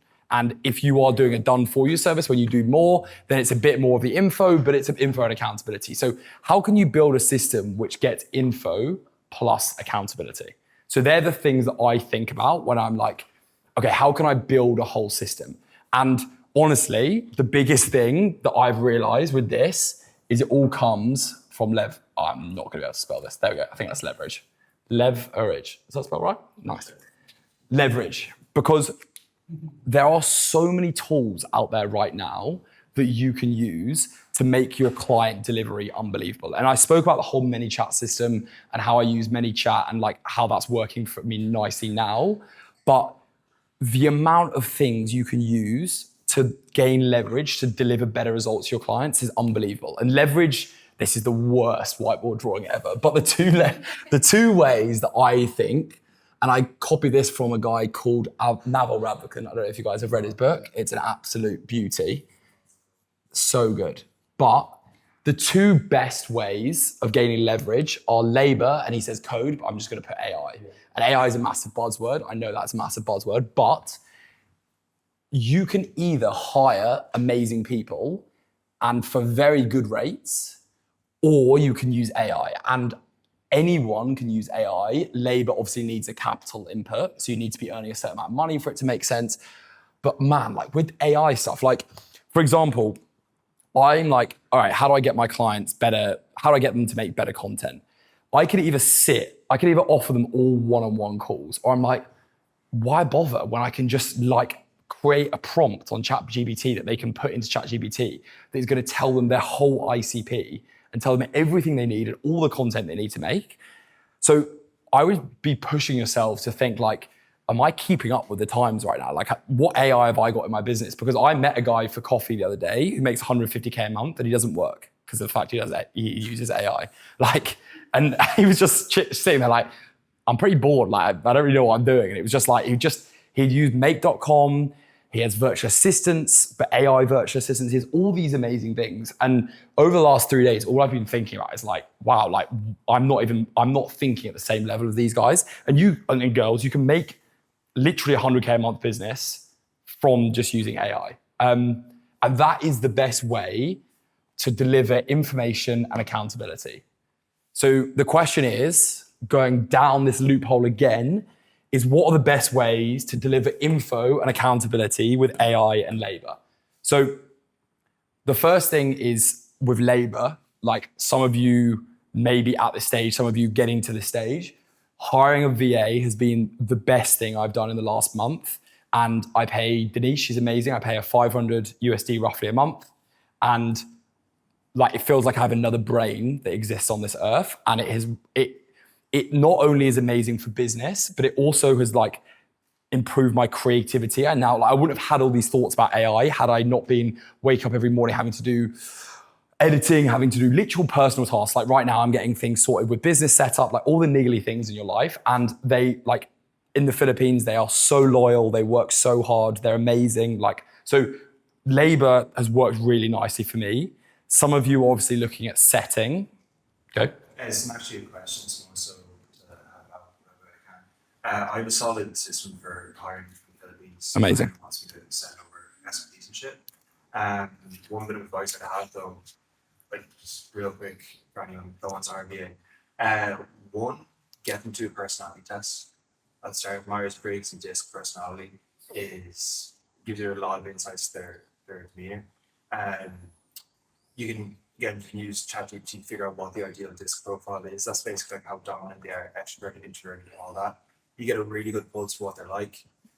When they're applying, because you're going to get a load of applicants, get them to drop in a link video, introduce themselves. They can save you fortune time-wise, and that'll address certain things. Basically, I get them to fill out a form. That form plugs into a Google Sheet. So all the candidates are just raw for Bloom videos, and immediately you know how good they are communicating.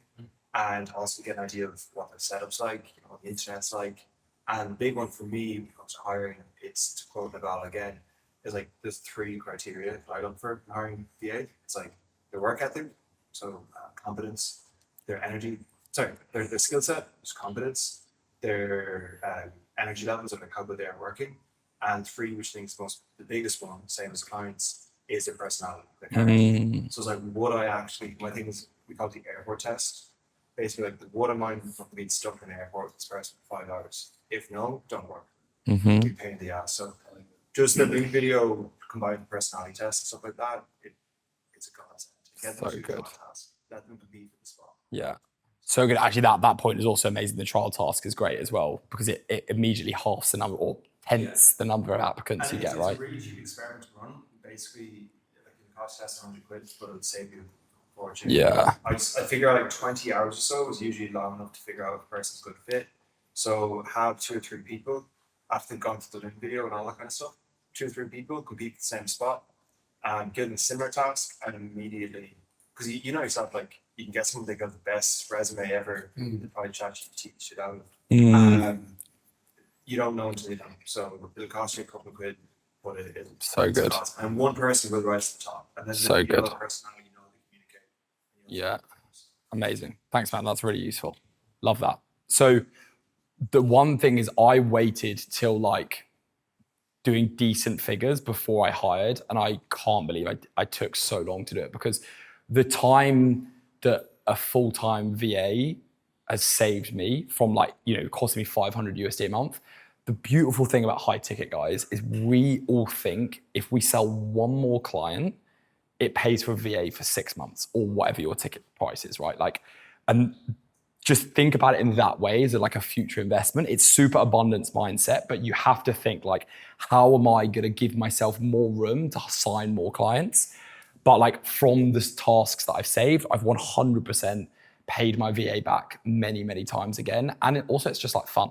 Like, it's just fun to work with someone. Go, keep going. A bit of advice. I love it. Burn through 2 weeks for VAs is the best bit of advice I ever got on this was the first VA I hired, she's still working like 3.5 years later, is I said, your role is not to do this job.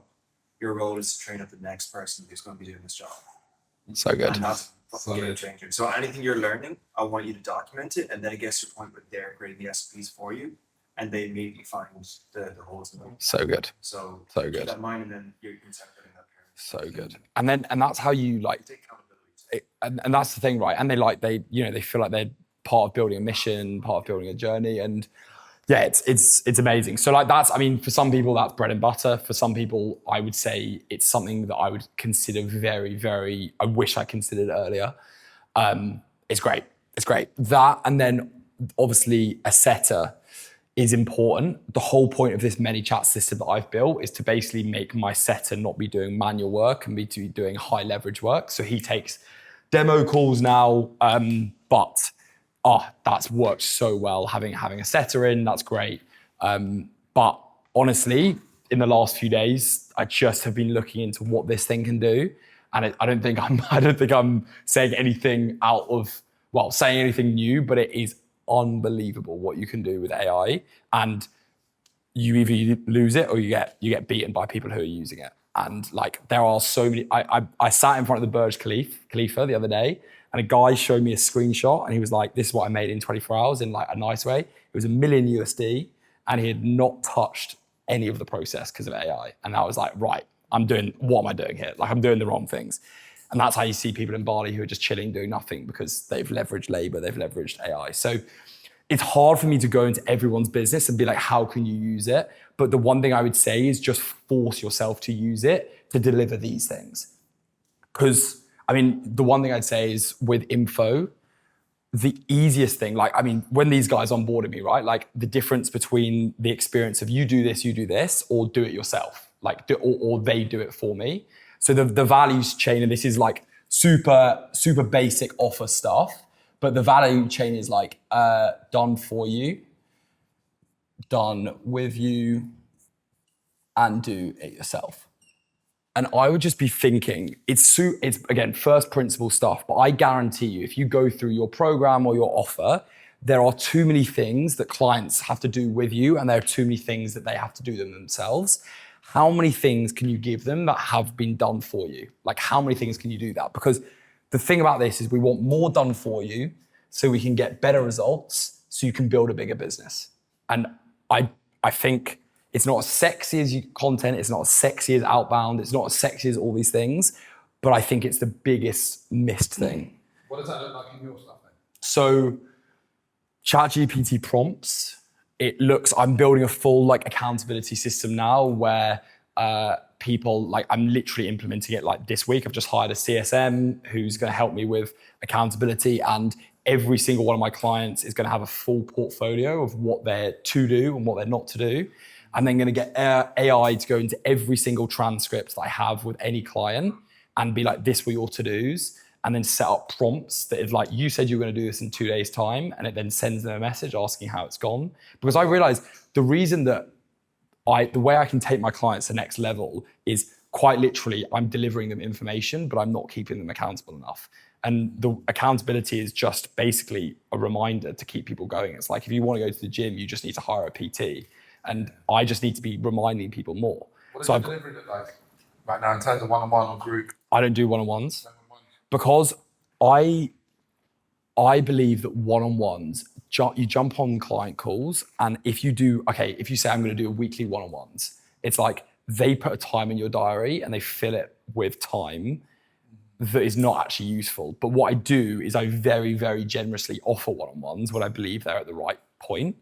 And every other thing is then like voice notes, because most things can be solved in 3 minutes. And I believe, I'm not doing that to try and leverage my time. I believe that is the best use of a client's time, because I bet the best use of my client's time is 40 minutes of hard work done by themselves and a 5-minute voice note to tell them what to do.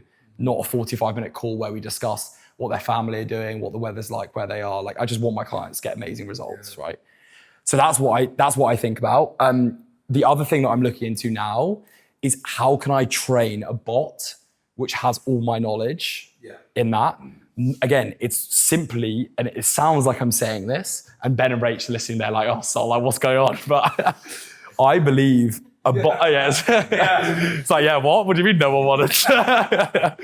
But I believe that there's many questions that I get asked, and this is true for service delivery, this is true for coaching, this is true for everything. There's many questions that you get asked, which you can spend one time putting them into a chatbot and just say to your client, look, the way you ask me questions is you go to my chatbot, you ask me a question. You then act on it if it's answered your question. And if you have more questions, then just text me. Do you have WhatsApp support? From my delivery, yeah. So I right now, I'm leveraging my time. Like, they can text me whenever they want. I'm just about to introduce another offer, which is a community offer, which is a bit cheaper. So I'm going for a cheaper offer for the just community support. But I think if I make it, again, first principles for everyone, the way that I would think about things is like, just look at what your day looks like. What do you actually do in a day in your business? And I did this. I wrote down, I got a massive whiteboard, and I just wrote down, these are all the tasks that I do. And I split it into client acquisition and service delivery. And then I was like, I'm spending so much time doing this thing. How can I get rid of it? And you just go through and you're just like, all right, AI, you're like, all right, hire someone. AI, hire someone. And you just go through, and then you're left with I just have to wake up and make a YouTube video and take a few sales calls. Do you do group coaching? Yeah, so that helps. Group coaching is good because people solve each other's problems, and it also means that people feel a bit of a sense of community, which is nice. 3.5 hours a week of group coaching. 3 calls? Yeah, 3 calls, 1 hour and a half, 2-hour calls.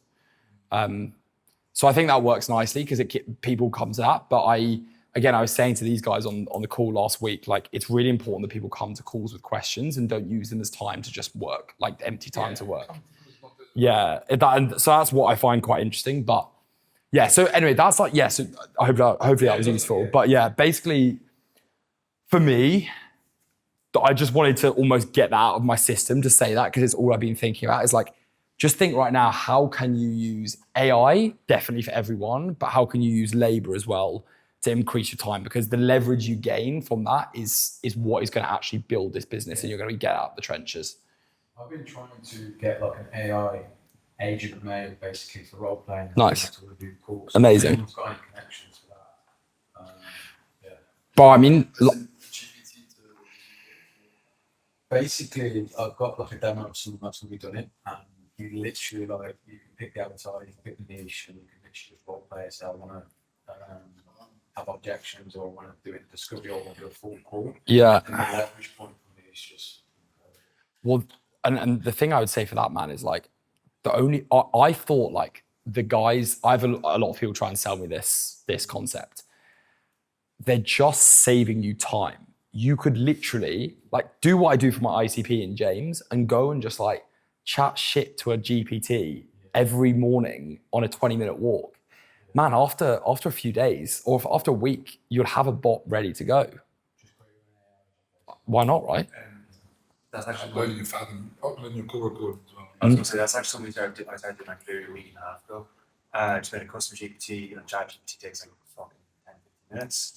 So you're an expert, basically I get to audit my appointment settings calls. So like how do you deal with having objections, like rate every single thing on score 5. And my appointment setter then drops in like transcripts of 5 different calls at the end of the day, and she drops in a Slack how she did, and then we get feedback on it. So, Incredible. objections. It's so easy. You could literally build a whole company off just chatbots. You could have your marketing director, you can have your sales director, you can have all these. And I think all of those things improve your client delivery, but it's not like you're trying to replace yourself yet. It's just how can you make the experience better? Because like Ben and Rach could text me and ask me a question and I might take 2 hours to reply because I'm in the gym or something, but it's like, you might as well give them the opportunity to actually be able to ask you a question quicker. So yeah, anyway, that's one thing I almost wanted to get off my chest because I've been thinking about it so much over the last few days and I don't want to get left behind with it. But I wanted to just wrap off service delivery and then we can just go free for all after this. How does that all make sense? Does anyone have like questions about service delivery, what I do, what the best way I get results out of my clients, how I present this flywheel to people? Yeah. Go. How much have you worked on mindset, like modules? I believe mindset is by far the most important thing. And I force people to watch my mindset modules because for sales, man, it's ridiculous. And obviously I'm teaching people how to get better at sales because they're selling their own business. And it is the number one reason that anything doesn't happen. Like if I say, I've got a whole course on basically what you need to do. I genuinely think if you did my course, watched my course and did everything you do, you'd be at 10K like within a month.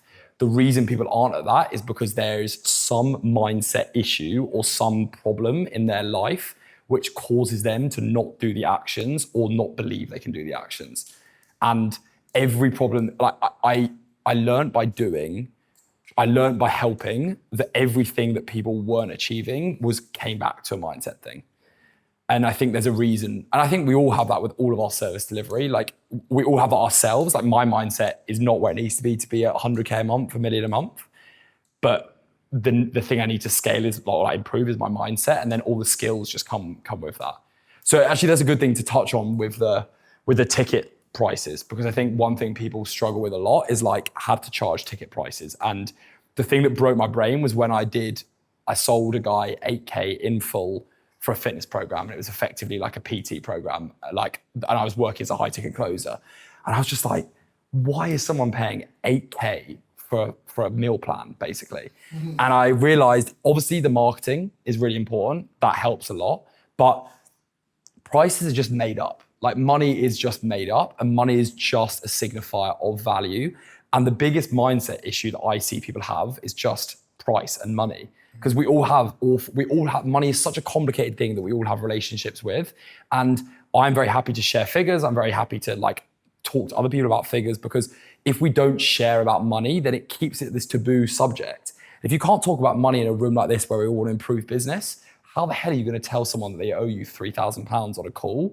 And then how the hell are you going to say, you need to transfer me this on this call, otherwise we're not doing business together? So the biggest thing, and it's a joke in my community, which I say everyone needs to have higher prices. Everyone needs to have higher prices because, and if the reason that you don't have higher prices is because you're afraid that you've not got the value that is worth the higher prices. And if you don't feel like you have the value, you are not going to be able to sit on a sales call and say to people, please pay me money for this. And if you double your prices, like you might lose a few people, but I guarantee you don't lose half the sales. You might lose 20% of the sales, but if you double your prices, there's more money, right? So you have more revenue. It's more like a personal opinion thing, but it's like a chicken and the egg thing, right? It's like lead flow versus changing the prices. I would agree with what you're saying, like maybe not half the service delivery, but I think part of the reason why a lot of people are hesitant to raise prices is to like, I don't know when the next sales call's going to come. Like, do you think it's a case of sorting out the traffic before you sort the price? Like, would you say like increase prices now? I know it's a case of So the way that I think, man, that's killing you. The way I think about prices is I increase my prices whenever I feel like I'm having too many sales calls in a row where people don't have enough objections. Like I need to be not selling. So I need a good like closing rate is 30 to 50%. If it's any higher than that, I'd be raising prices. So I'm very transparent about that I've raised my prices over and over again because of the fact that as I grow, my experience grows, my authority grows, I command more of a price in the market and therefore I'm valued more. So I feel like I can charge more. So basically just litmus test it with your calls. And like, I think I've raised my prices pretty quickly to get to the point where I'm like, okay, I am expensive, but at the same time, like, I'm okay with that and I'm okay with sitting on calls with people who don't. Because the other thing that I find, especially in coaching, is like, raise your prices. If someone pays in full, the whole thing, then great. But if someone needs to then do installments, then they're still going to do that anyway. So actually, you might as well just capture the people who are going to pay you in full and do that. And then if they're like, okay, your program's 3K, and they're like, I can't afford 3K, but can we do 3K 3 times? Then you can do that as opposed to saying the other way around where you're like, all right, my program's 500 quid. And take it or leave it, 500 quid. So yeah, I litmus test my prices. I just go like, wow, that was too easy. I need to raise my prices next time. And don't be afraid to do it and be happy that people are saying no because it means your prices are in a good place. As long as it's not too many no's, of course. That's like most question for yourself or any closes here. Every year closes. Yeah, of course. If it's a retainer model that you're selling, right? So like, for example, my price points, depending on the scope of services, but we're trying to standardize more, it's like between 1,500 and 3.5K. Which I know is broad, but it depends on just an ad. Sure. SEO or whatever. So what I want to start running towards is selling 3 months in front. It's a nice cash injection. And then, if there's a pushback saying like, right, we can do payment plan, it's slightly more. What are your thoughts? Because obviously right now I'm not connected to cash. Yeah. Well, I'm gonna let the closers talk about how to close that. But one thing I want to just jump in before they go in that, because I think the first thing I would do is do that because that's what I do. Like my program is 8K USD for 6 months. So it's like 1.2K ish, right? But like, I'm happy for people to pay I'm not happy for people to pay 1.2K, but if you see the way you're offering their default to just do monthly, you become a gym. Whereas what is better to do is go pay me for like, what is it? I know, say someone is 2K, right? Say someone comes in 2K, just be like, pay me 6K. And then some people will go, amazing, let's do it, 6K. Is yours a 8K shut the fuck up? No, it's actually, my in-house closing expert told me this, Ben, and Ben has a great, I mean, you go for it. Yeah. Yeah, so you drop the price before the pitch. So you kind of just like get the feelers out a little bit, drop the price, and then you're like, is that a complete game changer for you? Or do you want to find out more? And then you go into the pitch from there.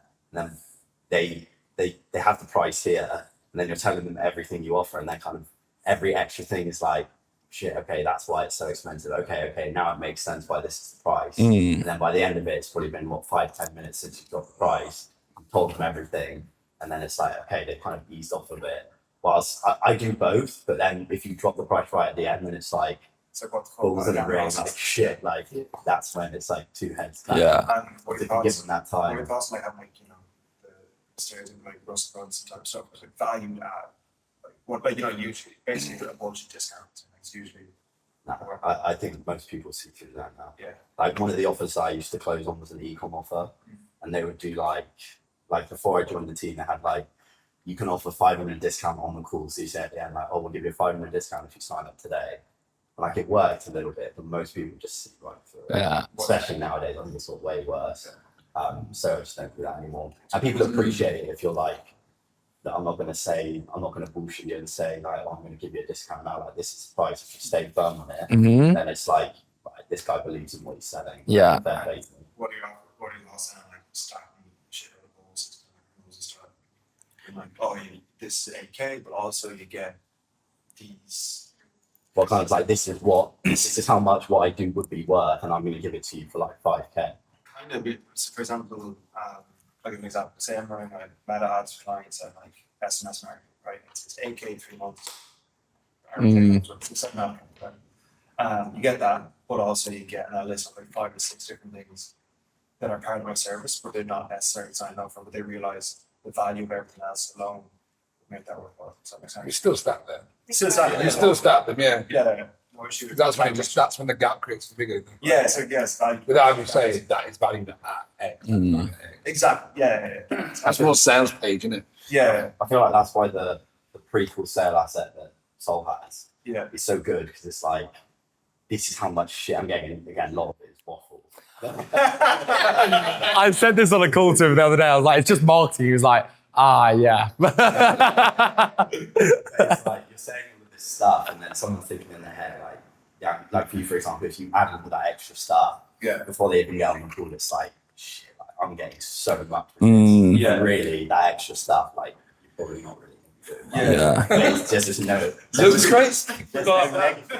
Sorry, it's amazing. But that is one thing I think about, like, that although that is a marketing document, just the small things and the way that I get my clients and the way that I create offers is I literally just have, again, it all comes back to ICP. What are all their problems and how can I make their life easier? So I'll give you a tangible example. One of the things that I found is like people really struggle just to get those like viral 5 to 10 second videos out. So I've just made a viral reels list, which is like 100 reels that all do very well. And I have that as a template and all my clients have it and they all use it and they all get loads of views from it. And it's like just a super easy, simple tweak, which makes their life easier. It's like a mixture of done for you and done with you. And yeah, I'll send it to you, mate. I'm the Stripe link. and that's the thing, right? Like people just want to see volume. They want to see, like, if you're just like, my program's this much, and it's like, my program is this much, but you get all these things, and you do actually get all of them. But just think about what all your client problems are. And again, it comes back to this results thing, which is like, I actually believe that is a resource that is going to make my clients get closer to their results. And it then feeds the whole loop back around. So yeah, value stacking is good. But the thing we want to be very clear is like, what's the difference between marketing and actually building a great offer? And for you, building a great offer would look like increasing that to getting cash up front, 3 months cash up front. That is an offer change that I think you have to do, because that's what everyone else is doing. Like coaches used to charge monthly, and now coaches have decided, why don't I just charge for 6 months together and put that all together? Like there's no reason why you can't do it. I can add something if you want. Please do. Be valuable to everyone, especially for when you're taking for like 100% agree with what Ben's saying, not always deliver the price at the start, because at the end of the day, like you said, you're obviously giving the value. But if your prospect says to you, like, you know, is that something that I've got to pay all at once? Like, you need to not book call and just say, no, we've got to pay in pound. 100%. Coaches will just do that and say we've got to pay in pound. So if you literally just say this word for word, like, it's not something that we normally do. Why do you ask? And then you have to get them to obviously explain why they're obviously asking that. Oh, I don't know, I just wanted to check it up. Oh, most people just got on a credit card, can you do that? And I guarantee you that will increase your cash flow by 20-30%. 100%. And then it's genius, so good. And the only other thing I'd add to that is like financing. Oh my God, how did I not know about financing? It's just ridiculous, man. So you can get people to pay Klarna or get a contract with Klarna, and you get the whole cash up front, and they have a contract with Klarna. So not only do you get a bigger cash flow, but you also then get their relationship is with Klarna, not you, and you just get to deliver them results, and you don't have to worry about cash collecting and people not paying and all that sort of thing. Like, God, it's such a headache gone for me. So you have your cake and eat. You have to give away things at 8%. I just make them pay it because they want to split it up. Oh, you charge it on top. Yeah. Like, if you want to split it up, no worries. Like, I'm really keen for you to get on board, but it's going to cost you a bit of money. So it's how much actually? 8%, something like that. Yeah, it's like, so Klarna, that is Klarna's fee, but then Klarna give you your whole money up front. And then they deal with Klarna. It's a contract, it's legally, all that sort of thing, and you don't have to do anything. It's like, oh my God, it's such a headache gone. And the other thing, pardon? So you get the best of Yeah. cash and daily. And you don't have to deal with chasing them up because they've signed a contract with Klarna. It's brilliant, man. It's brilliant. And like, there's the small things that you learn. And the other thing that I learned, which is crazy, and I got this from Will, was stop using payment processors. Like, these payment processors, like, just do bank transfer. I give away 4% of my business every time I make a sale to Fanbasis or Stripe. And man, Stripe tried to nick 10K off me the other day for like, just not, they tried to close my whole account. And you were closed. It's fucking crazy. I know someone who can sort you out, by the way, but I'm on Fanbase. yeah. And it's like, it's crazy because if I said to you, can I have 4% of your business? Or if you would bring on a setter and they were like, they're asking for 5%, you'd be like, oh, that's a pretty hard decision. But all of a sudden, like, this person is taking 4% of your business from you for no work at all. I create I got this from Will, 100% not my idea.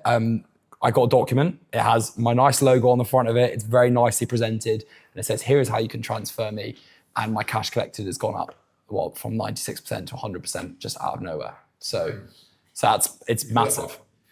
On the call? Yeah, just on the call. I'm like, yeah, here's the link. And the link takes them to a document. And like, again, you have all these things like, oh, it's going to take ages. If it does take ages, you just send them a Fanbasis link and you're like, yeah, no worries. Like, sometimes it's a bit of effort. We can do that. You have a US LLC?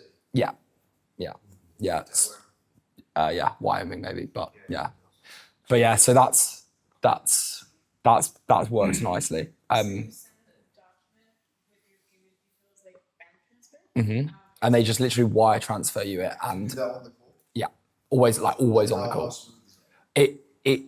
It's not as hard as you might think. Like, you need to transfer internationally, you need an IBAN number and you need like an address, and they need to put in like a code of what the reason is. Like, I could transfer you to your home account by just using your IBAN number.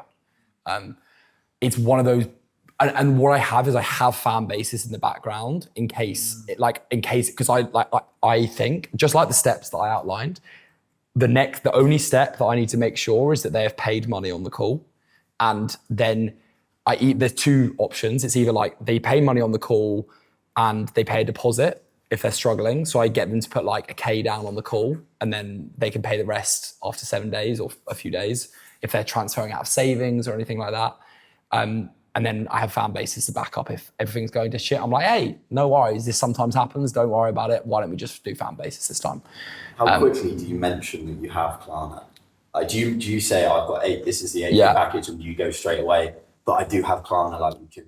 Full transparency, I've not actually used that on a sales call yet because my Dubai company is getting set up, and it's an absolute pain in the arse. Good answer to that. Please. I had someone the other day, I didn't even realise that they actually used Klarna. So they'd seen it on Fanbasis because it's there, and then they used it, and then I looked on the back and I was like, hang on a minute, that's obviously than what I thought I was getting. And it was the 8%, that's why I knew about the 8%. They can actually just go and do it themselves. So that's a blind spot. Luckily, I think it was a low price, little payment plan, so then I need to obviously say next payment.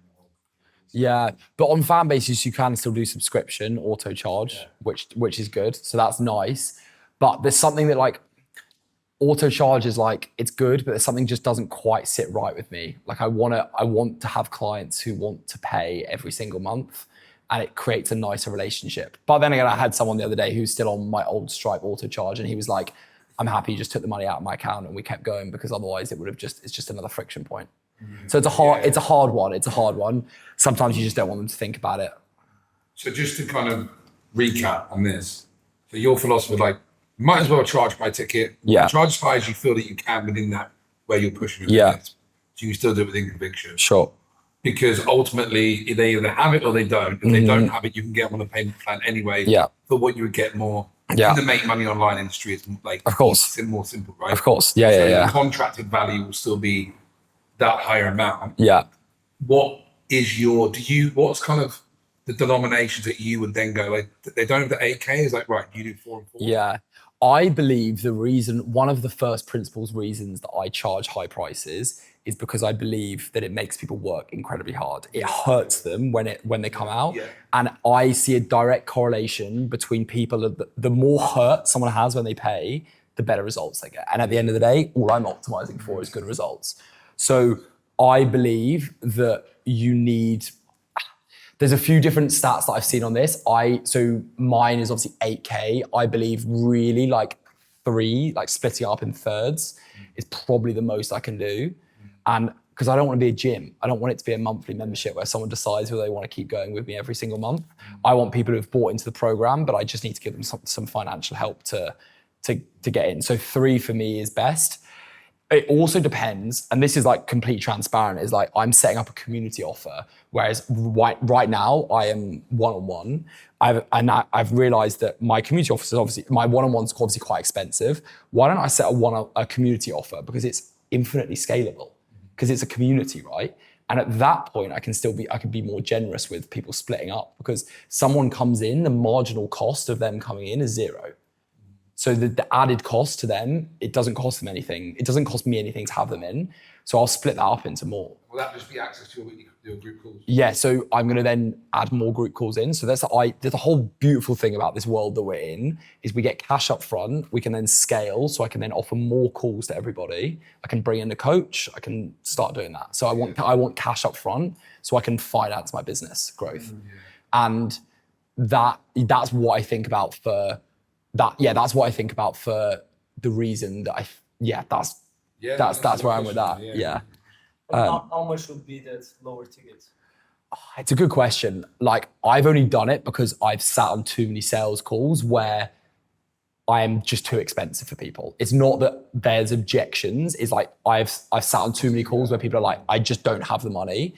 And I'm like, I know I could help you and I know I want to help you. How can I respect the clients that I've got right now and still deliver an amazing service for them, but also get those people involved? And that is by making an offer which is less. Do you have like a price in mind? Probably like 3K, something like that. That's currently what I'm thinking, 3K for 6 months. And then at that point, you then have a split between people who are coming into community stuff and then people who are using me and scaling my time. And then it basically makes your time more premium and it makes the value you offer being more leveraged. And then stuff like this can help you offer those people in the community a better service. Are you going to offer that as a downsell for people that don't go for your initial offer? Is there going to be a separate funnel for the low ticket? Or just No, a downsell. I think that works really nicely because the stats that I've got is that no one ever leaves a sales call and buys again. Like, if you lose someone, they're gone. Yeah. So I'm like, well, I'm losing. I must have lost. I reckon I could have made another 100K if I'd not lost all those people on a sales call. And I'm like, well, I've just missed out on all that revenue because someone told me one offer, one channel, which I agree with. But now I've got a bit of difference. I'm like, okay, this makes sense. Like, why don't I bring this in? And it's nice to have that downsell. I've seen another way of doing that. The only other way is that you can create like a paid community and have that as a downsell and just constantly make offers to them in that paid community. But my niche is more personalized help for individual people as opposed to like a coaching offer. One or two other questions on pricing. You mentioned deposits. Obviously, the goal is to collect cash. Yeah. I'm just going to say, I'm trying to think back to this. You trying to take full 8K of funds. Sure. Backup option is Klarna. Backup option of that, if they have to say talk to another decision maker, maybe they're like, whatever, there's some sort of friction.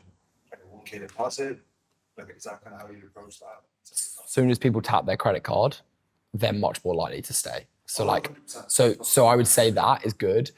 I would still I know this is not answering your question, but I would still push incredibly hard to have the decision maker. Like on the demo call, just be like, I'm not doing a closing call without the decision maker there, because you'll lose so much money by not having those leads in.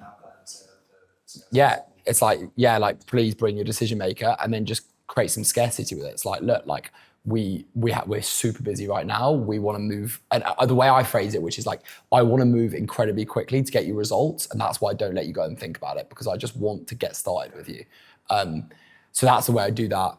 But yeah, I think just as soon as, I mean, in a business, as soon as people have tapped their money, like it's not a personal thing, so people will just pay the rest, right? But what you don't want to be doing is sending email after email after email to people, like, and then the other thing I do is I get people to sign a contract. That works as well. So I'm like, that contract is legally checked, like it's pretty legit, and it also means that people just feel like they're when they want to look at it. Yeah, it's like I mean, it's a super simple contract. It's basically like says, if you don't reply to me for a month, then I don't have to keep serving you as a client. I had a guarantee, so it then has that guarantee in it as well. And also and it also just says like, these are the terms of how much you're paying. Like someone can read it and no one's gonna be like, there's things to catch me out here. It's just like the terms, but it's psychological. People sign something, they feel like they're involved. So what's your conditional guarantee? Sorry. So I had a guarantee, which was if someone doesn't make their corporate monthly income, this is when I was going for 9 to 5ers, if someone doesn't make their corporate monthly income, so say they're earning off 60K a year, then it's like 5K. If someone doesn't make that, I give them a full refund, I pay them 500, and I work with them for free until they get that. Because I believe anyone should be able to get that on my program. Yeah. But it is conditional. But the conditions aren't ridiculous. The conditions are literally post once a day, post a YouTube a week, and do 40 outbounds a day. Okay, yeah. Like that's legit, right? Like that's like you have to be able to, you have to do that if you want the results. Yeah. That's a standard, right? It's like, yeah, this is a standard you need to live up to get the results. Yeah. Then I can't guarantee your results, right? So I have that, but I mean, people like that, again, it helps with getting consumers over the line. For businesses, like it's not like, businesses will just be like, I'm just not interested in that, just get me the results, right? Like, so I think, and also we like, Ben and I always joke about some of the ridiculous guarantees that are in the market right now, which people use just as a marketing tool, which is like, everyone says this, they're all, and it's like, it's impossible, the inputs are impossible, but if you're coaching people and you're going for civilians, which we all joke about, but if you're going for civilians, then they actually do want guarantees, because it is a terrifying amount of money for someone and they're paying out of their pocket. So you're taking your guarantee away now? Correct. Because I believe it gets people in, like the inputs are the same. I say you need to do the same, but I believe that like, I just don't think I need it anymore. Like, I just think I've got proof in the market of my results, and I'd prefer to make 10 other YouTube videos and then not have to deal with the like making sure people do the guarantees. But I think it is a good way. It's a good sales tactic, the guarantee. And I would enforce it. Like I would happily do it. Like, but I so strongly believe that my program would get someone past that point that I was happy to do The it. thing to say, like if someone says like we are guaranteed, but I don't really like it. The only guarantee we are going to pay taxes and drive. And you're already looking for a way out, shows you that we're not committed. Exactly. And then it's like gets them to like rethink their mindset. It's like if they're already looking for a way out, it's like, are they actually looking to get the actual out? Yeah. So I think with what you're saying as well, like if someone's not willing to pay, it doesn't really matter about deposits or anything. Like there's something wrong. Like there's a reason why he's not signing on. Yeah. So it's not a case of like, oh, do I go for a deposit? Do I go for like a month? It's like, okay, what is the problem? Like we need to solve the problem. Like get out of the problem from him. Yeah, like there's a reason this guy's not wanting to sign on. It's like, let's figure that problem out instead of going, well, do I go for a deposit? Do I not go for a deposit? You're probably just like new clothes all the time. The objection comes, I'll go for a deposit, when it's like the last thing they should be doing. It's not a case of that, like they've got the money, there's just something else missing. Yeah. So I think it's a case of like diving back in and like really trying to handle this objection. Like why are we moving forward? It's really preventing everything. So it doesn't come up at the end, and that's what Sol's doing a really good job at. He's preventing all these objections in his market too, which YouTube, like I said earlier. So it's like, if we are lucky enough to maybe have not sort of marketing right now, but we have leads come through, well, then your job is to actually solve all that in discovery. Otherwise, it will come up obviously on the end. So we've always got different things to work on. It's so interesting. And it's really interesting you say that, because I only thought about that recently, which is actually the whole of your content is just objection handling. Like everything you put out there is just objection handling, because someone is a state they don't want to be in and they want to be in a different state. And everything you do with your content is to provide them value, but at the same time, give them every single reason why they shouldn't not stop trying to get to that point. And then everything should be set up to be like, okay, this is exactly why you're going to have an objection. The time objection, like I've started putting reels out about like the time is now, you have to go now. Because I know someone who's going to jump on a sales call with me will watch that video, and then in the back of their mind, they'll be like, I remember Sol's reel about saying the time is now, and that will remove that objection, right? So it's a cool way to think about things. I think like I just my content is problem solving and objection handling. Yeah, it's a good way. Yeah, nice. I'm happy you brought that out. Yeah. Yeah. Nice. Okay. And I like, just on that, charge abnormally high prices. Like just actually feel uncomfortable. We just did a podcast yesterday with my students, 27K USD. Nice. 27.8, 3 months. Never done sales like ever before. Yeah. We charged them 3K, which obviously that was like when we were starting out. And I'm like that mindset of like, I think we need to get 5K.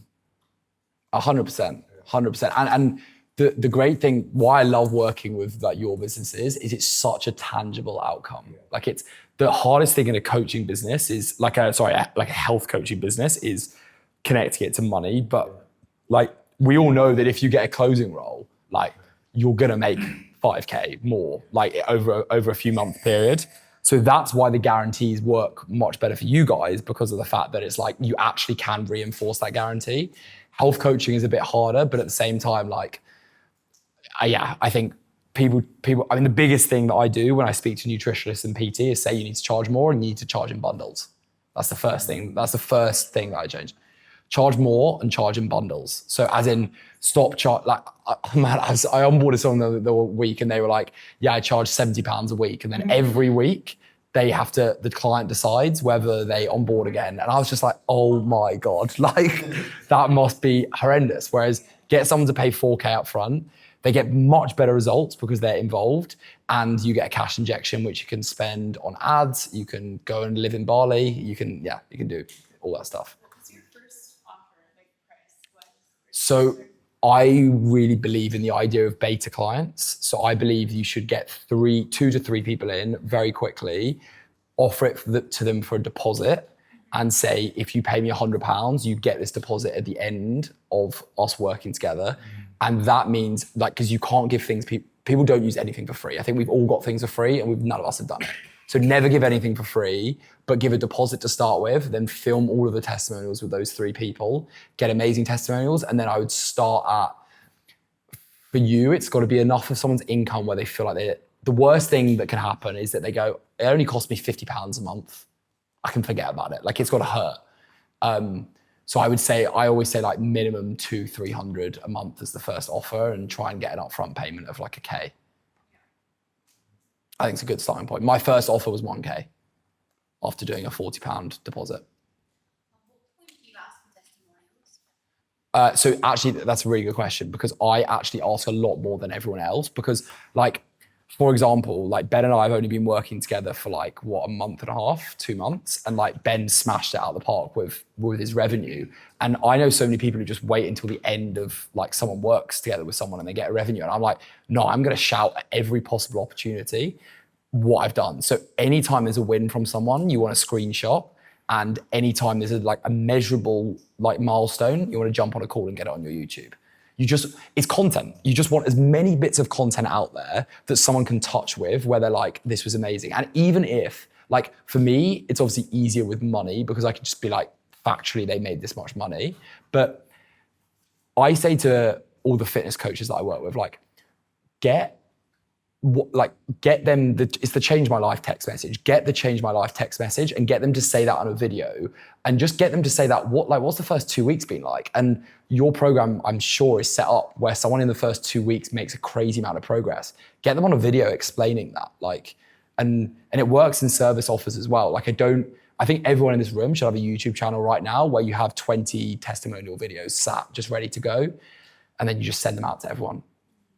And then have an Instagram channel and do the same thing. Testimonials everywhere.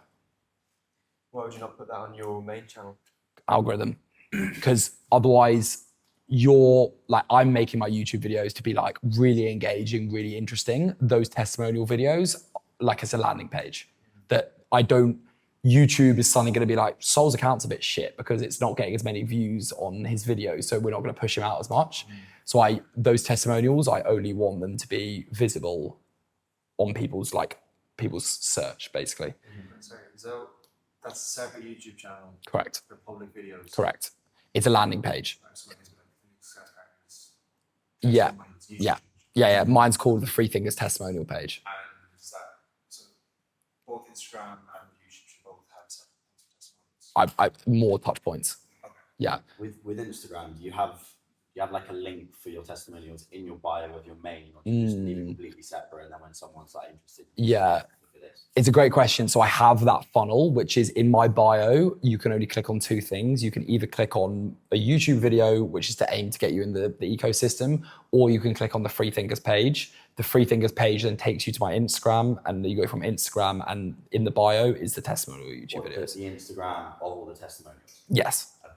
And that's just chopped up from YouTube. Just chopped up from you. Yeah, sorry. So that's like, you can all see it in my bio, but that's just chopped up YouTube videos because I'm like, well, some people probably don't want to sit through 25 minutes of me chatting to some agency owner. Why don't I give them a 30-second clip? And again, all done using this. So I film a testimonial video, and then 2 days later, I've got 4 videos on my Instagram that I don't touch. So I'm suspect about them, but I know that it works, but I still can't lose that control point, because I think the little words that I include that clients say and don't say are so important to the success of the success of that video. Yeah, David's gonna slay the quality of my short form content. But like, I use it for like, say if I'm an hour and a half on a podcast, he's like, shit. Like I'm having an hour long podcast, and I'm just not hours.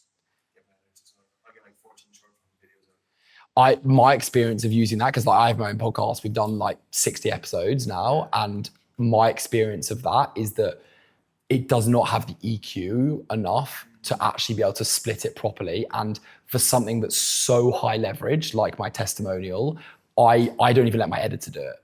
Like I do let my editor do it, but I review it so intensely because I want it to be the perfect clip that sells someone. Man, it's worth 8K to me, to like how good that clip is. Like that's not something I want AI doing yet.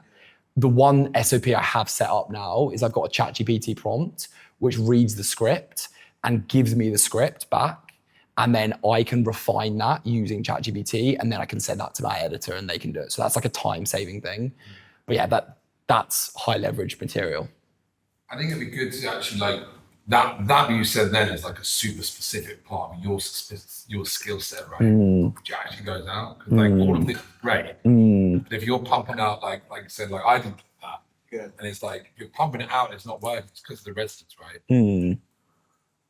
What does your like content production like back end system look like? Like are you like 2 weeks ahead? Yeah. You've got, or are you like, yeah, that'd be good for me to understand. Okay, so I go through on a Sunday, throughout the week, I'm going through reels. I'd like do 20 minutes. I'm going through, and all I'm looking for is reels that have done well. So like reels that have done well, reels that have done well. And every time I'm looking at it, I'm like, how can I put my own filter on this reel and make it interesting? So I'm like, okay, great.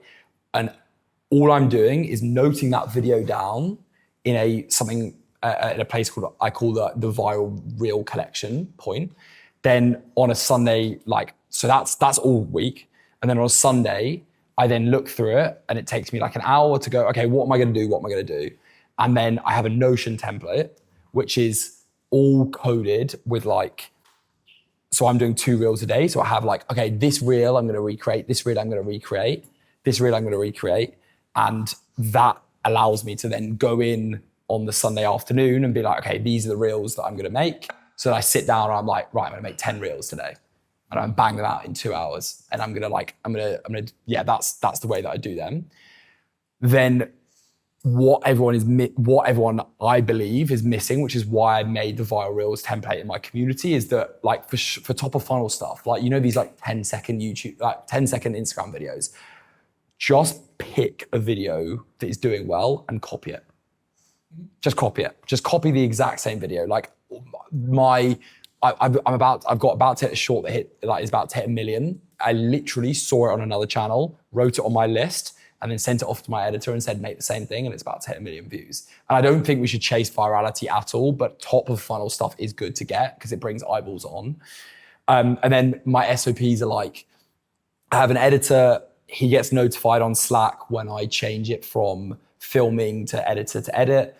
And then I have a separate table which tells me every time it's been edited by him, he changes it back to sold to review. I have a table of short form editor as well. Yeah, same person. He's just full time with me. It cost me $400 a month. You just do the voiceovers and that's it. You get the editor to take care of the B-roll. Yeah. So best B-roll SOP, have all of your footage in Google Photos, and you can use AI to search the whole like footage. So you can do that. It's crazy, man. Crazy, man. So you have all your B-roll in Google Photos, and at the top of Google Photos is a search function. And in that search function, you can literally type coffee and it will show you every single video that you have with coffee in. And then I've given my editor partner access to my photos. So as long as you don't have anything suspect on your photos. Yeah, so every photo from my Google photo, every photo I take is auto uploaded onto Google Photos. And then you can search it, and then it makes the B-roll super easy to add. But again, that's another leverage point that I would say is like the editing is one point that you can't be a high ticket business owner and be doing editing for half your day. Like it's just, I can't believe I did it for so long. I got good at it because I think it's important as I'm selling a content ecosystem, it's important. But like, my God, like, I mean, your YouTube video, right? Like it must have been a pain in the ass to edit, right? Exactly, right? Like that was so long. Exactly. And imagine paying someone $40 to do the whole thing for you. And then you train them, they get better, and you don't have to spend any time doing it. And it like we've got to think. This I guess comes back to mindset. It's like you've got to think like the person you want to be, and the person you want to be does not edit their videos. So why are you editing your videos, right? Like, are you like, how far ahead are you in your content? 4 days, because between 4 and 7 days. But so the best way to do content, that like if there's one thing you take away from this session about content, is just have a spreadsheet with all of your content and filter it for engagement. And the top 10% of videos, just make them again. The bottom 10% of videos, discard them and look through the middle and just see if there's anyone you want to make again. And that's what I do every week. I just do that again and again and again and again and again. So that like, it just make data-driven decisions with engagement, and it will, as long as you're making good content, ICP content, then do that. And then, so that's why I only make to answer your question specifically, that's why I only make every 4 days, because I want a very short iteration cycle.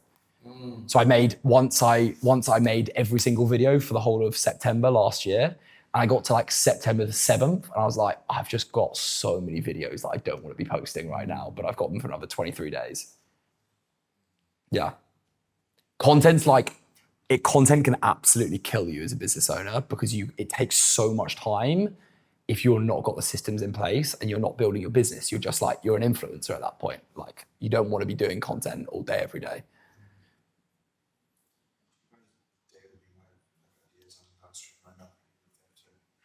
Yeah, there's a lot of ways to do it. So I think probably the best way is probably get the best topics that you want to talk about, or ideas and stuff like what you were talking about. So it's like, what I do with people is like, if you go in like whatever niche you're in and you find someone, there's always going to be someone that you like idolize or you look up to in your niche. Like I'm sure we all follow someone that's in your niche that you're like, this person is amazing at content.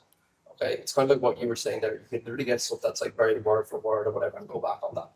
But you can create kind of spreadsheet, or like I use Notion, but you can create a spreadsheet where you basically go and you get all of these influencers or people that you like. You could even have like 2, and even if you go into their followers or people that follow them, once you scroll like for a little while, like so for me, I'm in content marketing. I can find someone in content marketing, go to their following, and whoever they're following, a lot of those people are going to be in the same industry. And then you all of a sudden don't know where to find people in your niche. You're going to then branch out and find a ton of people in your niche, cross-reference all of their content. There's actually a Chrome extension. It's called, I can't remember what it's called. It's like sort. I think it's literally just called Sort. And you can actually go into like all of these people. You can get a list of 10 people and just hit sort top 5 reels. That will literally just organize their Instagram page into top 5, organize top 25, whatever, all content. It'll organize it based off of engagement. Copy those links, put them into that spreadsheet, and then you can literally go in and see all of their most viral videos. Okay, so then you might have like at least 10 people where you literally know, like based off data, these are the most viral topics in your niche. Go through there. You can then go. You don't want to like I wouldn't say like go in and actually copy something word for word, because like let's say if that reel actually does hit, like that's not a good look. Do you know what I mean? Like so you can go in, you can see, okay, this is the topic. You can really just look through it a few times. This is obviously where people are getting grabbed. Look at the comments. There could be someone in there that's like, shit, I love that you said that, but what about this? And you can be like, I'm glad that's my script. You know what I mean? You go through that, refine it, and then you can very quickly get 30 ideas that you can sit down and record like super quickly, like you were saying. So good. You know what I mean? 10 videos. But that's probably like the main one I would say for content. And then, especially if you're confused and you don't know where to start in that, go and find people in your niche that are already killing it and their best performing videos. You know, you get 30 video ideas on a spreadsheet. Just flip them. You know? Love that. Thanks for sharing, man. That's very cool. It's like very overcomplicated content, and I actually like hated that I bought a course on it, and I was like, actually, this shit is just so simple. Like it's just copying and looking at data. And like you said there, it can be like the systems, like if you don't have the systems in place, like content, it can be such a killer. And that's why you see so many people give it socks for like a month and then disappear again. Like I'm sure everyone can think of that one theme who popped up and was like flat out on Instagram. Where is he now? Like exactly, he's gone. So once you just do it that way, and even like if you want to get into it, I always say like, ease into it. Like so many people get so excited. Like I want to make 20 pieces of content a month. Actually, why not 40? Actually, we just fucking go for it. You will not. We won't see you on our Instagram for you page come like the next month. Do you know what I mean? So just do it slowly, get used to it, and then once you get used to that, it's just consistency. Just stay at it. Whether that's 3 videos a week, do it for a month. Then think about 4, whatever. Like if you really want to go flat out, go for it. But just make sure that you have the systems in place. And definitely an editor.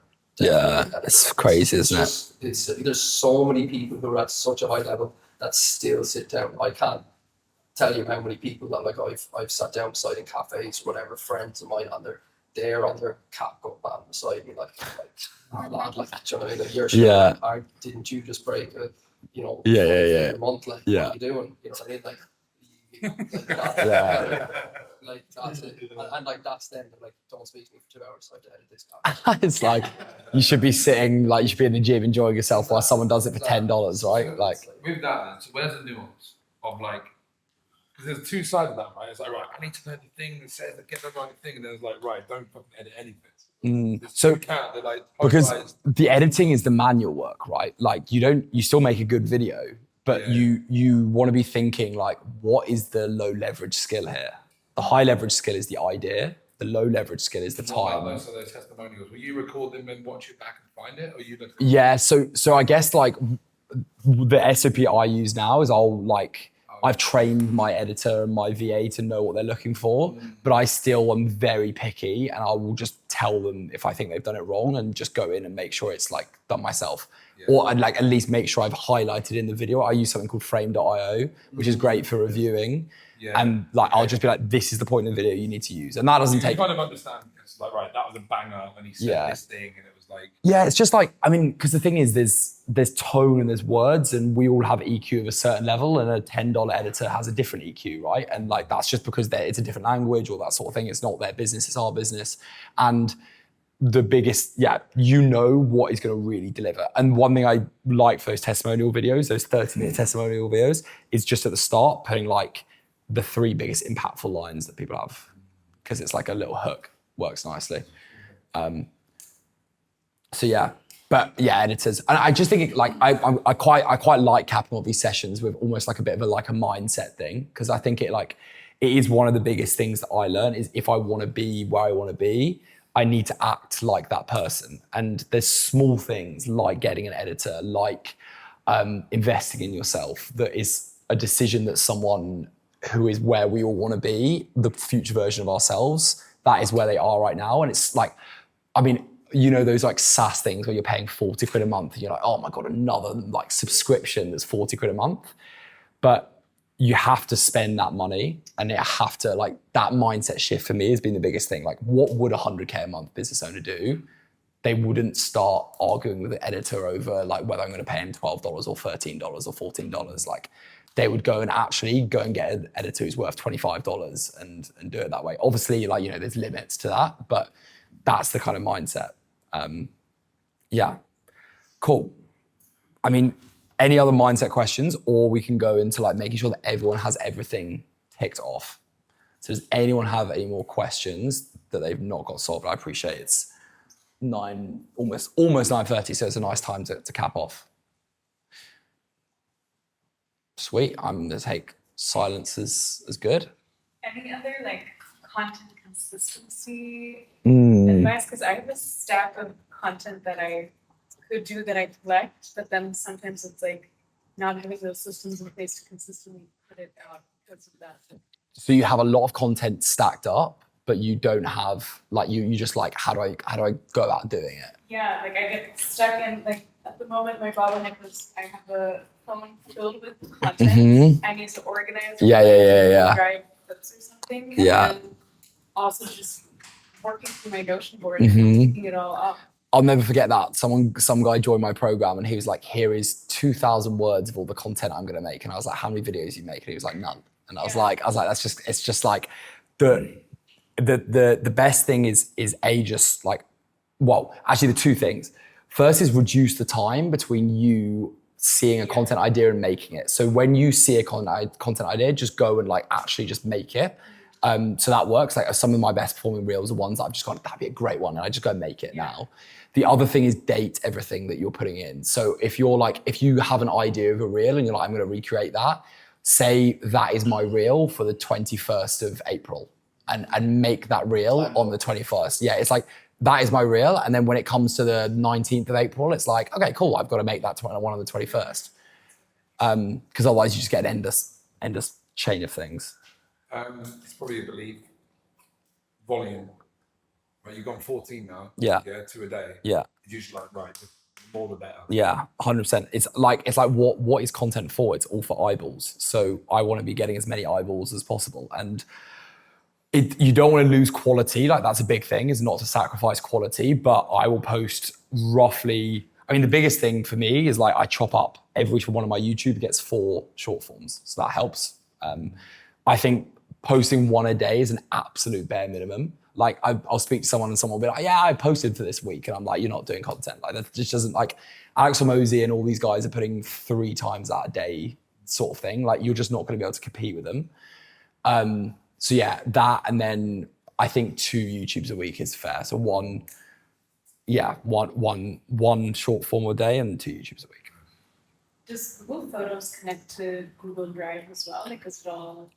You probably can, but I found that Photos was great because it's just easy to search for things. It's great for content B-roll. You can also do a lot of your iPhone. Like there's features now even just for your albums and everything. You can do the same. Oh yeah, sorry, you can do the same thing. Yeah. I just found it fiddly on the Mac and I was doing on Mac, but yeah. Basically same feature on Apple. Organize your footage in terms of like, okay, here might be little clips of this and this action or like lifestyle thing or... Well, this is what this search function is pretty good for, is you don't have to necessarily organize it, but I think if you're scaling a content operation, you have to start making it a bit better. It depends, but like I would have people just throw in like all of their B-roll into like one folder, one whatever, and then organize it for like whether, I don't know, the lifestyle B-roll could be like gym, work, all this sort of stuff. There's clips like constantly throughout that. But I would have like VAs going in and organizing that. But if you were doing it by yourself, it's definitely more manageable to use the search function and all that stuff, for sure.